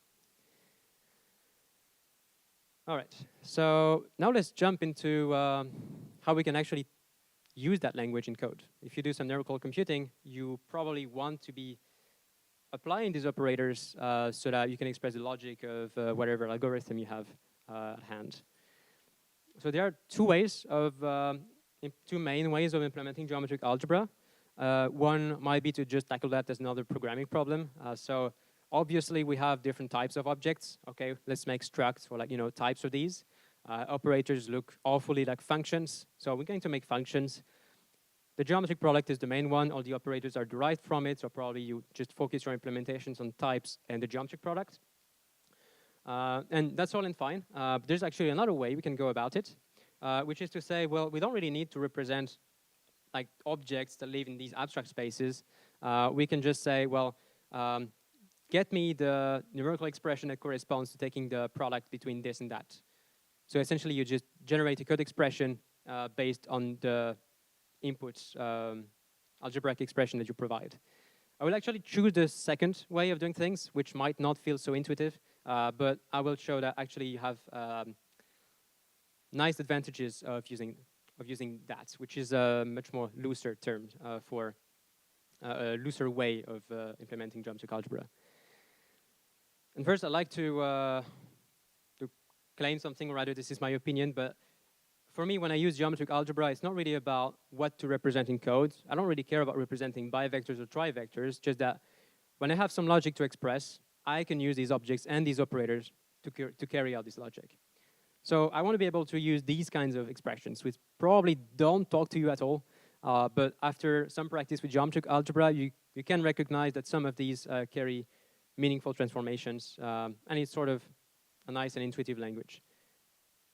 So then we might think, okay, so it's just a language. So I guess some kind of domain-specific language. Well, turns out, yeah, we can look at it this way. So let's see what it would take, because actually there are quite a few steps and it's a bit involved. Just going from one input expression to all the generated code.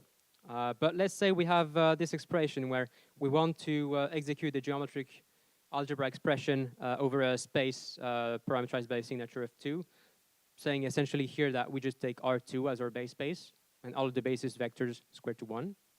Quite straightforward space. We're going to put the result into a tuple. So we can do any computations in between, scalar computations, but then just put a tuple at the end. And then we have our actual expression, which is defined with some basic syntactic rules, bindings, so ways to describe, for example, operators. Here we have this Unicode operator, wedge dot operator. You could potentially use a different binding for that. And we have also these sort of type annotations, but with numbers, which actually inform the implementation that you can consider X and Y to be one grade elements, one vectors, so just vectors. Then once you have parsed all that into a more structured representation, you can actually simplify everything and apply the rules that I just mentioned. And so you're going to essentially distribute everything. All of the geometric products that you will see, you will distribute them and end up with a vast sum of different terms. So then, because a fully distributed expression is not really efficient to compute, you typically want to have some kind of refactorization step, if you can, and try to deduplicate some of the computations, notably if you have common sub-expressions. Don't need to compute them twice. If they appear twice, compute it once, take the result for the second one. And then you end up generating code for it. So actually, the code that I showed earlier, we're just implementing that operation, which actually produces here a scalar and a bivector. And so to implement all of this in code, I made a package called symbolicga.jl, which I find quite practical in a sense that it really allows for optimal runtime performance, theoretically optimal, because you have really full control of the expression that is generated. I also wanted to support arbitrarily defined user-defined geometric spaces. So you can have, standard geometric algebras over R2, R3, but you can have really vastly exotic spaces if you like.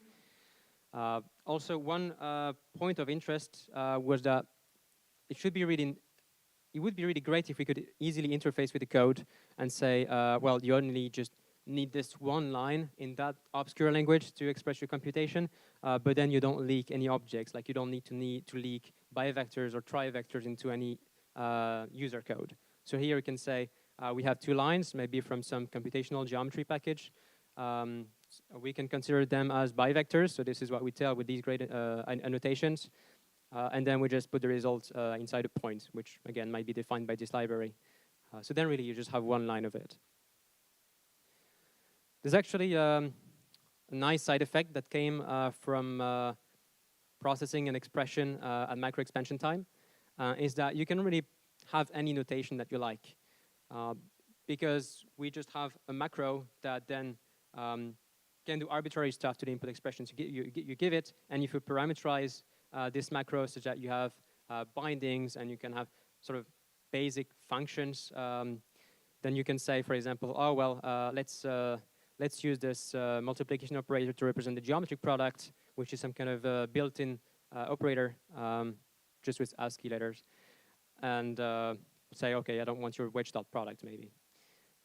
And then you can actually do that, and that's just because you operate on expressions, which is pretty neat.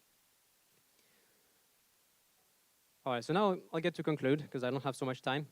So I presented geometric algebra as really a mathematical language and framework where you can essentially bridge a few branches of mathematics and physics, and which gets you a greater intuition when you have acquired some understanding of the language. I have to warn, though, there is a steep learning curve, but you really get a lot out of it. And then the way that it works is really you take some base vector space, you add more mathematical objects to it, and then you define with axioms operators that, when carried out, have a geometrical interpretation. And then last, this language, which really is some kind of mathematical language, can be used, so first it can be used just to carry calculus. You don't need to have anything numerical computing related, but you can use it in a performant and flexible manner just by making it some domain-specific language and leveraging the metaprogramming capabilities that the Julia language provides. All right, thank you for your attention.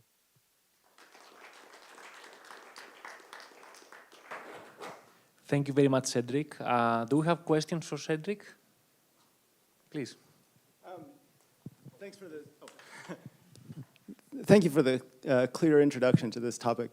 I guess I have two questions. First is, are there resources that you found particularly useful in learning this? Yeah, there are a bunch of resources. I actually put a few of them in the documentation of this package, so you can look them up. There are essentially a few books, but again, you might have different notations, different interpretations, different perspectives. So I wouldn't recommend just one particular book. You can dive into David Heston's reference book about geometric algebra with all the axioms really rigorously defined with a presentation of the differential geometry, but that is not really entry-level material. But actually, you can learn a great deal by reading it. But you have a lot of other more approachable resources, yeah. Great, thank you. Second question is, I've seen a few different geometric algebra packages, and I wondered if you could give a comparison of those to your package. Yeah. So essentially, first, I'd like to say that there is no single geometric algebra package that should win over the others. Essentially, different packages hit different trade-offs.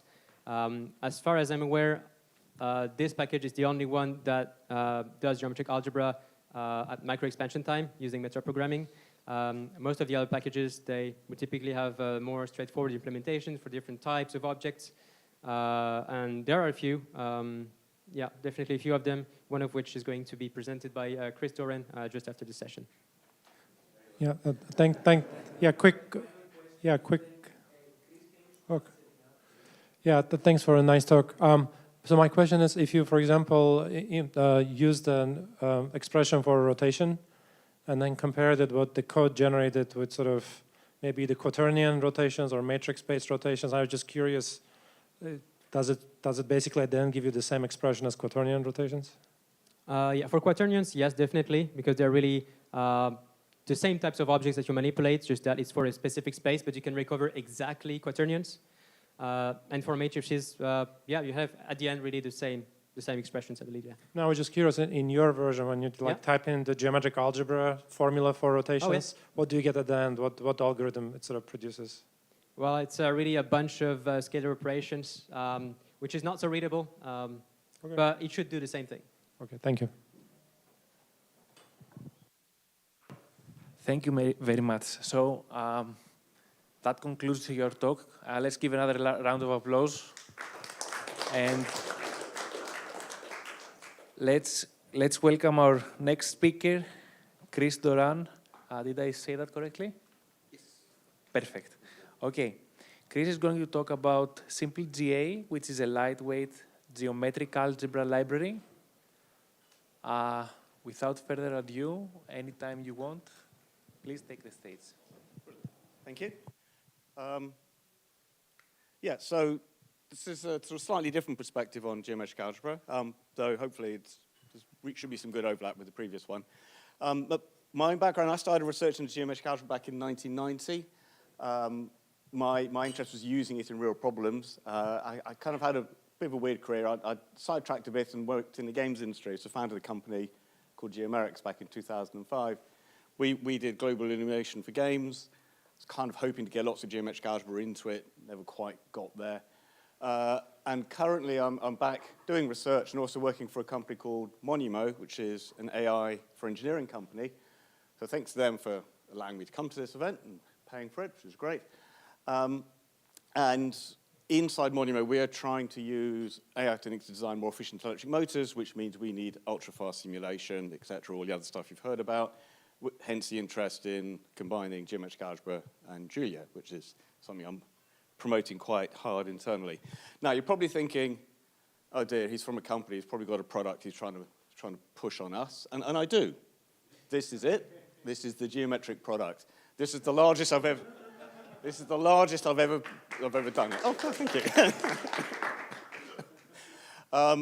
It should be one of the most sort of profound equations in math, but it's just not that widely taught.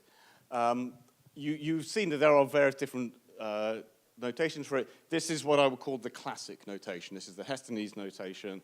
I think it's a notation that Clifford would have used himself. The wedge dot is a modern thing. I'm not a fan, but you can choose your own notation. The reason we just use juxtaposition is that the geometric product is very much like matrix multiplication. Often it's identical to matrix multiplication. With matrix multiplication, we're just used to just slamming the things together. So this is how we tend to do it.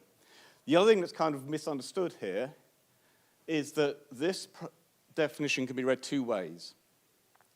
One way, the way you've just seen, is that this defines the geometric product in terms of this dot and wedge product. And that's the way it's often taught.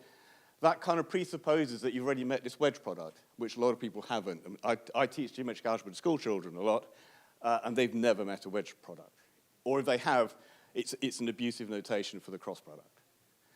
The other way of reading this, which is the way I prefer, is that this defines the dot and wedge products in terms of the geometric product. And that's where you should start. That's the simple thing. So what I thought I'd do for this talk is, rather than spend too much time on the code, I'd actually quickly run through the way I like to introduce a subject to, often to sort of pre-university people. But I will go extra fast. I should also say, this is the second time I've been invited to MIT to talk about geometric algebra. Last time I was invited, I was given 2 days to talk. I've had to cram all that into half an hour, so this will be fast. So the first thing I ask people to do is just imagine that we could multiply together vectors. So pretend that your school teachers were all wrong when they tell you that there's no way to multiply together vectors. We're just going to invent some rules and do it. And the rules are, our product is going to be associative. Anything else doesn't make sense. There's horrible things to deal with. It'll be distributive over addition. And it'll have this fundamental property that when you multiply together 2 vectors, you get back the length of the vector squared, because nothing else really makes any sense. There's no other kind of number you could extract from that. But you also know that the sum of 2 vectors is a vector. So that means that a plus b all squared must also be a vector. Our rules are that this product is associative and distributive, so we can expand out the brackets, and we're left with this identity here in terms of things that we've decided are scalars, and this half of the product, this AB plus BA term. So what you do is you just rearrange that, and if you look at the terms on the right-hand side and draw a couple of triangles and use your triangle formulae, you find that this term AB plus BA turns out to be twice the length of A, length of B times the cosine of the angle between them. So that means that we've rediscovered the dot product, the inner product, classic scalar product. And our AB plus BA actually turns out to be twice A dot B. We've actually defined the dot product now in terms of the geometric product. We've only done half the work, because we can decompose our product AB into a half AB plus BA and a half AB minus BA. So we've now got an A dot B term and half of this AB minus BA term. So this is the new bit. This is kind of the magic bit the geometric algebra introduces. And to understand this, we need to be in 2 dimensions. 1 dimension isn't enough. So we're going to choose 2 basis vectors, E1 and E2. They both square to 1. They're unit vectors. They're orthogonal, so E1 dot E2 is 0. But now we have a new way of writing the dot product. It's a half AB plus BA. So that tells us that E1, E2 plus E2, E1 is 0. So E1, E2 is minus E2, E1. So perpendicular vectors anti-commute. And that's the whole essence of the algebra. Parallel vectors commute with each other. Perpendicular vectors anti-commute. If they're a mixture, you get combinations of both. And if you think about it, that makes complete sense geometrically. It captures all of the geometric information you could think of from two vectors. But this, in getting here, we've ended up with something new. We've got this thing E1, E2, which is not a scalar. It's a new thing in the algebra. It's actually a thing we call a bivector. If we now run through this product in 2D, just imagine we've just taken arbitrary coefficients for our vectors, A and B, and use the anti-commutativity property of E2, E1. We end up with the inner product we all recognize, and this thing here, which is the directed, that term there is the directed area, this magnitude of it, and E1, E2 is this unit bivector that holds the information about the plane the two vectors are in. And this bivector has a magic property. So we know that two orthogonal vectors anti-commute. If we just take E1, E2 and expand it out, we can get rid of the brackets, it's E1, E2, E1, E2. This is where you really, really don't want lots of wedges and dots and things. It's horrible. Very clean. We can swap E2, E1 with E1, E2 and bring a minus sign. And now the E1s and E2s collapse down, and we get to -1. So we have, for no effort at all, we have invented complex numbers. And the kind of game I like to play here is, imagine if this was the first time you'd met complex numbers. You would immediately associate them with real two-dimensional geometry.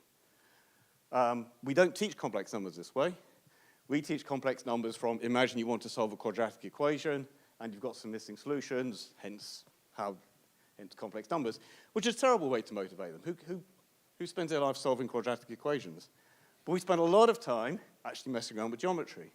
This is a far better way to motivate complex numbers. It's just not taught this way because we teach maths in the historical order that things were discovered, rather than the order that kind of makes sense from our perspective looking backwards. We should also fire off a few thoughts that, well, if this is where complex numbers come from, they come from this real geometry, this means that everywhere you use complex numbers, in physics in particular, there is some real geometry going on there, and that has implications for quantum mechanics that I don't have time to discuss today. One further simple piece, Cedric also highlighted the importance of these things. You can sort of say, okay, I understand vector space anyway, I've got matrix techniques, what's unique to geometric algebra? Where you uniquely use this geometric product? And the answer is rotations. So imagine we just do a reflection. That first operation takes a vector A and reflects it in the plane perpendicular to n. We can expand out the 2a dot n term in terms of geometric products, and then we get a nice cancellation down to this sandwich thing. This A goes to minus NaN. You meet these sandwich operations all over the place in geometric algebra.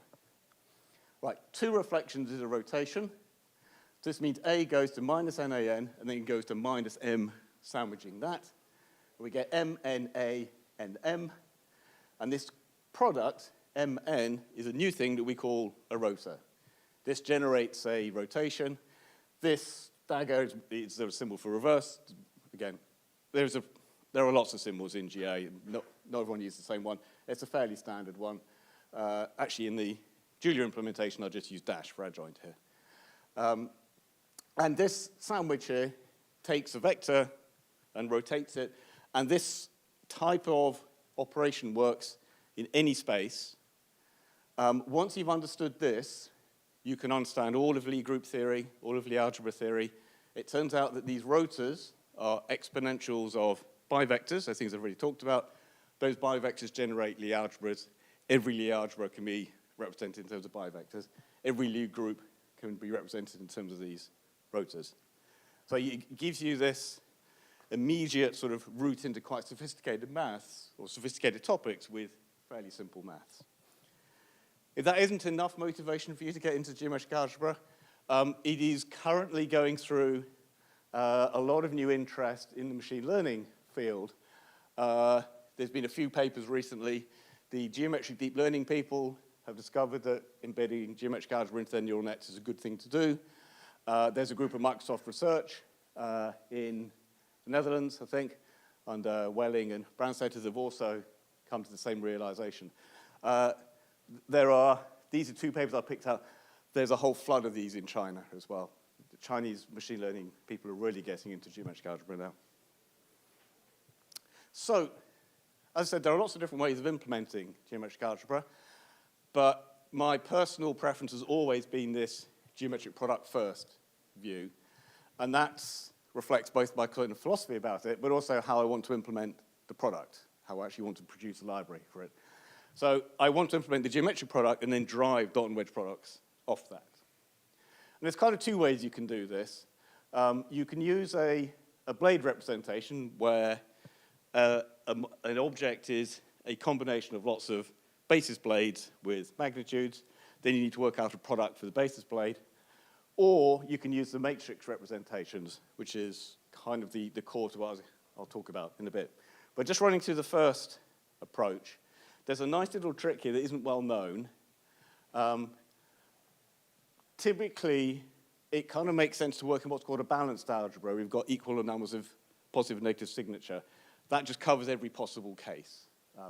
David Hesse likes to call this the mother algebra. So it's just every other algebra kind of within it. And it has this really interesting decomposition, it's direct products of much simpler algebras, these G11 algebras. And the nice thing with this decomposition is that every block commutes with itself. So this kind of collapses the geometric product down into much simpler commuting units. And this gives us a very, very quick way of doing the blade multiplication. And I think this is a quite important idea that has not really been fully exploited.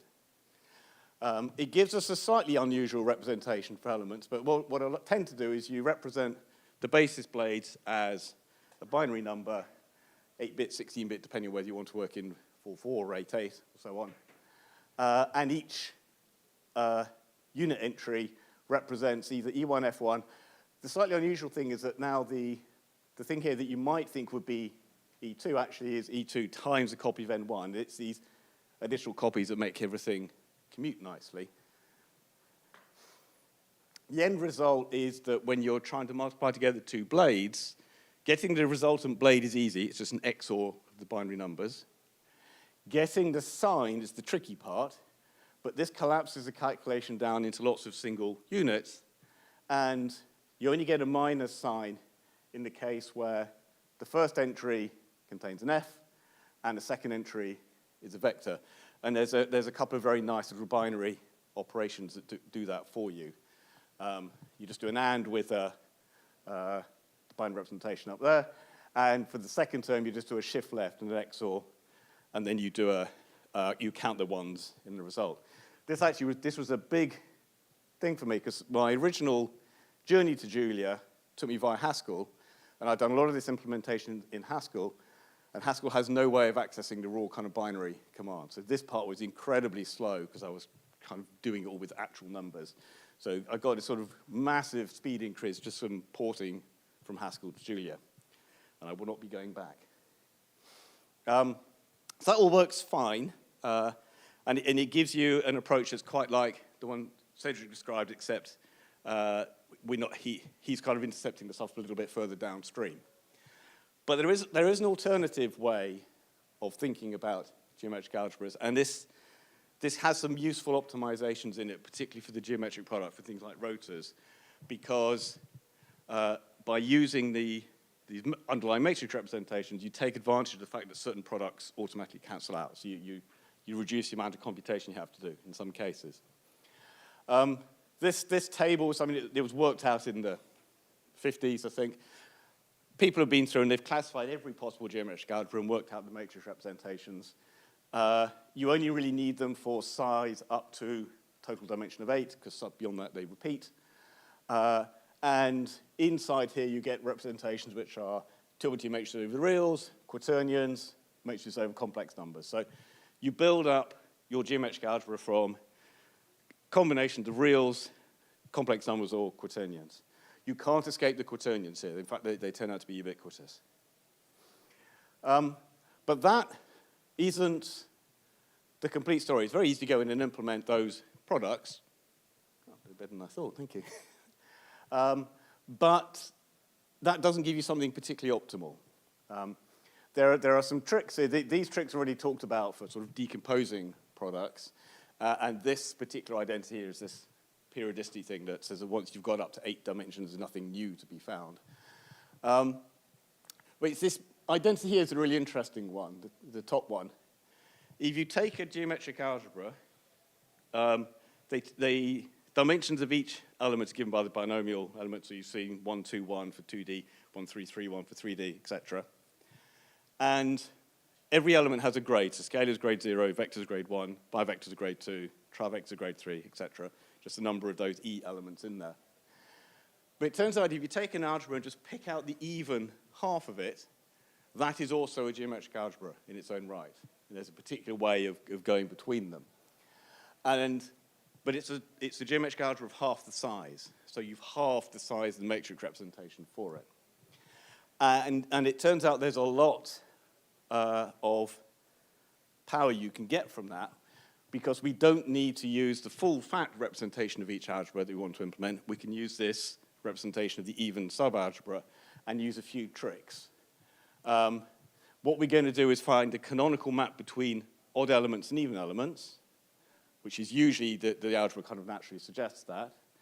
We're going to form the matrix representation of just the even part, and then we need to implement 4 products rather than 1. So it's a little bit painful in the code, but the interface is very nice. You work out even, odd, odd, even, and odd, odd. And usually they're all roughly the same. And to implement this, there's a bunch of kind of design considerations I went through, being round and round, trying to find the simplest, cleanest implementation. The geometric product is implemented by overloading the star operation, multiplication. Nothing else, to me, makes any sense at all. I would not want to introduce a new object for it. Star is a thing we use for matrix multiplication in the linear algebra package. And in fact, the way I've structured things, I'm assuming the linear algebra package is there anyway, because if you're doing anything geometry-like, you'll probably install linear algebra. And the remaining things most of them I've just borrowed from linear algebra. It's overloaded the functions from there. So geometric product is star, makes the code really, really easy to read. You need an operation that projects bits out of a multivector. So you need something that says, I've got an object, but I just want the vector part of it. Project mn, so n would then be 1. That projects out the vector part of m. So you need to implement that.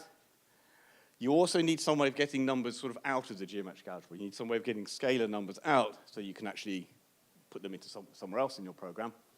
And there are 2 commands that, again, that just overloaded from linear algebra. Trace m picks out the scalar part. I used to call this sort of scalar part or SCP, but actually just using trace makes sense. It's not exactly the same as the trace of the matrix, because it's a factor, but it's the same basic concept. It's taking the scalar part out. And this is one I've wrestled with a lot, and I'll be happy to be told that it's a bad choice. A key operation in geometric algebra is taking 2 things and multiplying together and picking out the scalar part of that.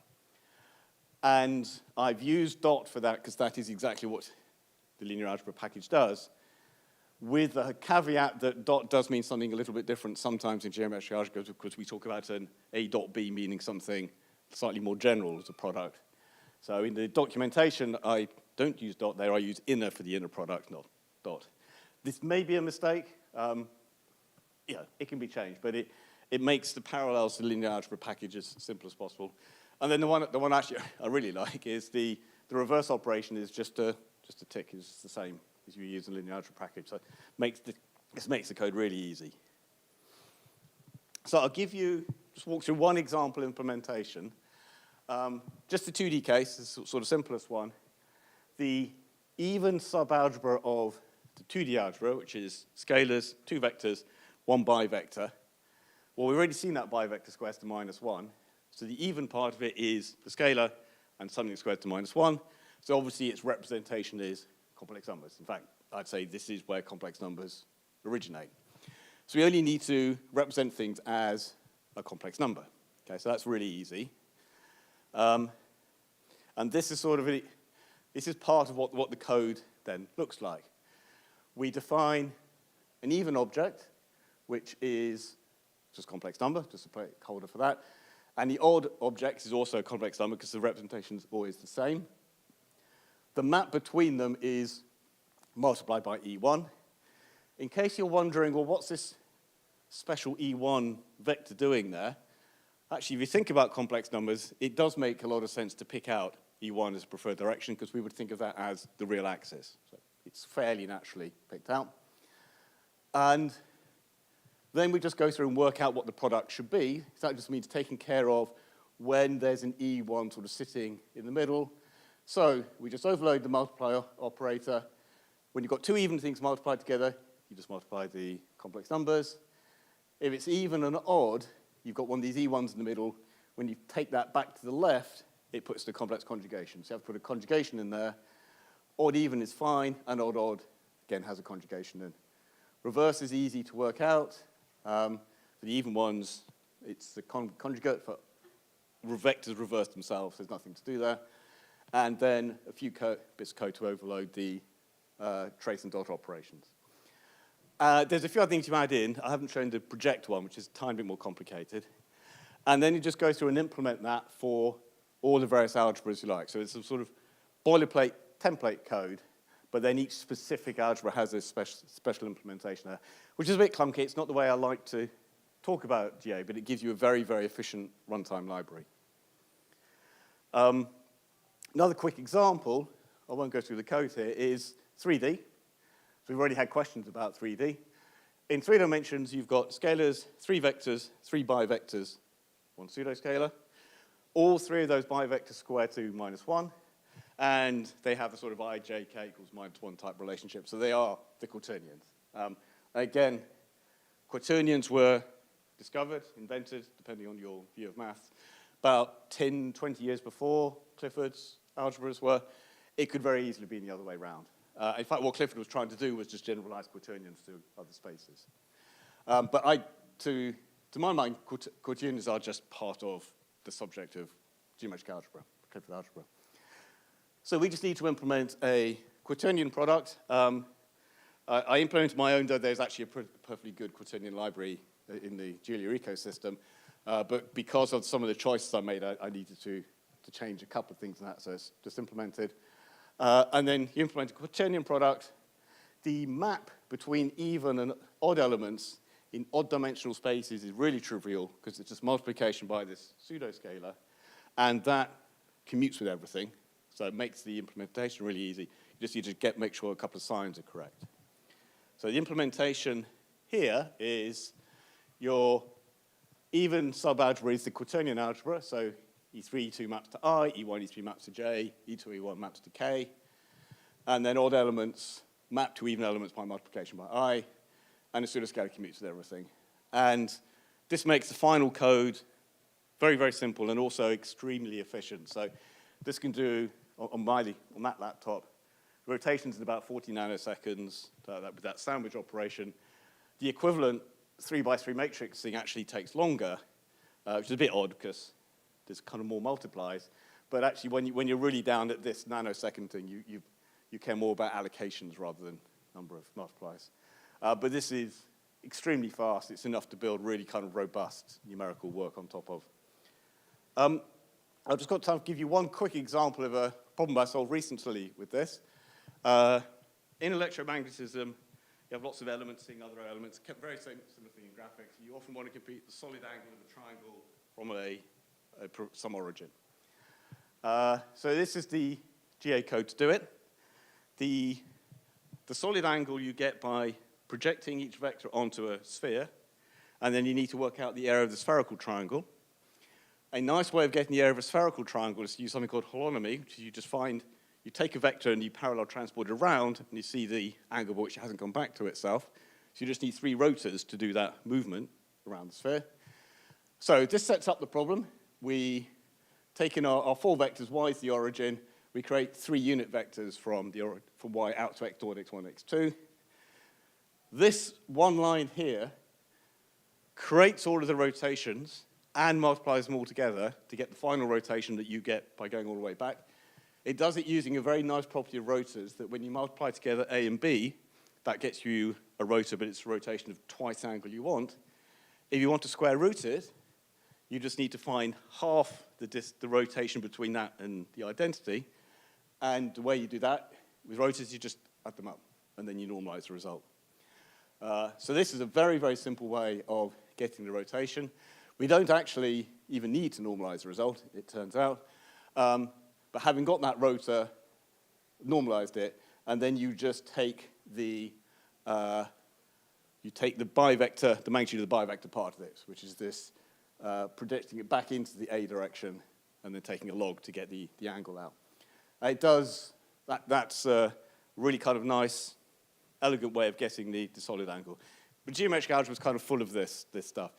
You saw from Cedric that all these complicated intersection algorithms and joining operations that you meet in graphics, very, very elegantly expressed in GA. Okay, so just about ready to wind up. Whenever I talk at these type of events, I always hope there's someone from a hardware company present or listening, or at least someone who has the ear of a hardware company, because a question I often get asked was, how could you implement geometric algebra in hardware? What do we need? And for a long time, I was kind of really obsessed about this blade product thing I talked about earlier. Thinking, well, it'd be really nice if we could do that. But the problem with that blade product way of working is you end up with an array as your result, but you then have to do lots of sorting to get it back into a canonical order so you can do products the right way. It's not very elegant. But if you turn around and think, well, what are the algorithms we actually use in practice? What are the ones that are getting the most interest at the moment? 3D, obviously. That's how we do rotations. Quaternions are a core part of lots of game engines, for example. G40 is used for projective geometry. This is kind of classic projective geometry, stuff that OpenGL is based on. It turns out the implementation of that requires a pair of quaternions. That's the even subalgebra of that. This one here, G301, is the one that's currently called plane-based geometric algebra, which is getting quite a lot of interest at the moment. Again, the representation, the even part of that, just requires a pair of quaternions. And the fourth one that's getting a lot of interest is this one that's called the conformal geometric algebra. This is the one where spheres, circles are all primitives. This requires 4 quaternions. It's actually a 2x2 matrix of quaternions, but rather than impose a matrix structure here, it's easier just to unwrap that. But in all cases, it's just quaternions used in different ways. So my answer now to hardware companies, whenever they say, what can we do to enhance geometric algebra implementations, is just give us quaternions. Just make the quaternion multiplier as fast as you possibly can. It's a real shame that SIMD just doesn't quite do that at the moment, or the CPU SIMD. But with just a few tweaks, you could easily make it a lot faster. So, summary. This type of matrix implementation is actually a very good way of making extremely fast GA operations for small algebras. It does not work for big algebras because that type of product expands out quite badly. And if you're up in, say, 64 dimensions and try to store a rotor, there isn't actually enough storage on the planet because of the bloated space you get. So you have to come up with different techniques there. But for small algebras, this is definitely the way to do it. The way I think about all library implementations is that you just want a product, ideally star, a projection on the grade operation, an operation for getting the scalar part out, and a reverse operation. Everything else you can kind of build on top of that. So it makes a very, very clean interface. The library is currently available there, but there's a little bit of a hiccup with the registration process that I think there's a name conflict you just need to sort out. And finally, yes, the library's there. Contact me any way you like, though the Twitter handle there is more for historic reasons than because of any active use these days. Thank you to the organizers, and also thank you to Monumo. If anyone is interested in talking about AI for engineering, we are recruiting. Come talk to me afterwards. Thank you.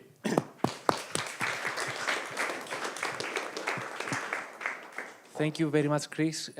We don't have time, but since there is a quarter until the keynote, let's take one question if there is someone that wants to ask something. If not, oh, yeah.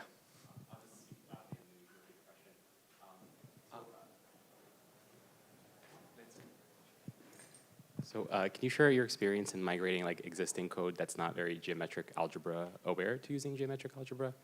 And in particular, code that's not mixing, for example, by vectors with scalars, and how to do that efficiently? Good question, actually. I've never done that because all my life I've worked in geometric algebra. I'm a bit of a corner case like that. I think like all kind of code migration, you need a good reason to do it. If the code works, then leave it alone. The main reason you'd want to, say, port to geometric algebra is because there's a better algorithm you can take advantage of, in which case you're not really porting, you would be rewriting largely from scratch. Okay, let's give another round of applause. Thank you very much, Chris. And see you all at the keynote.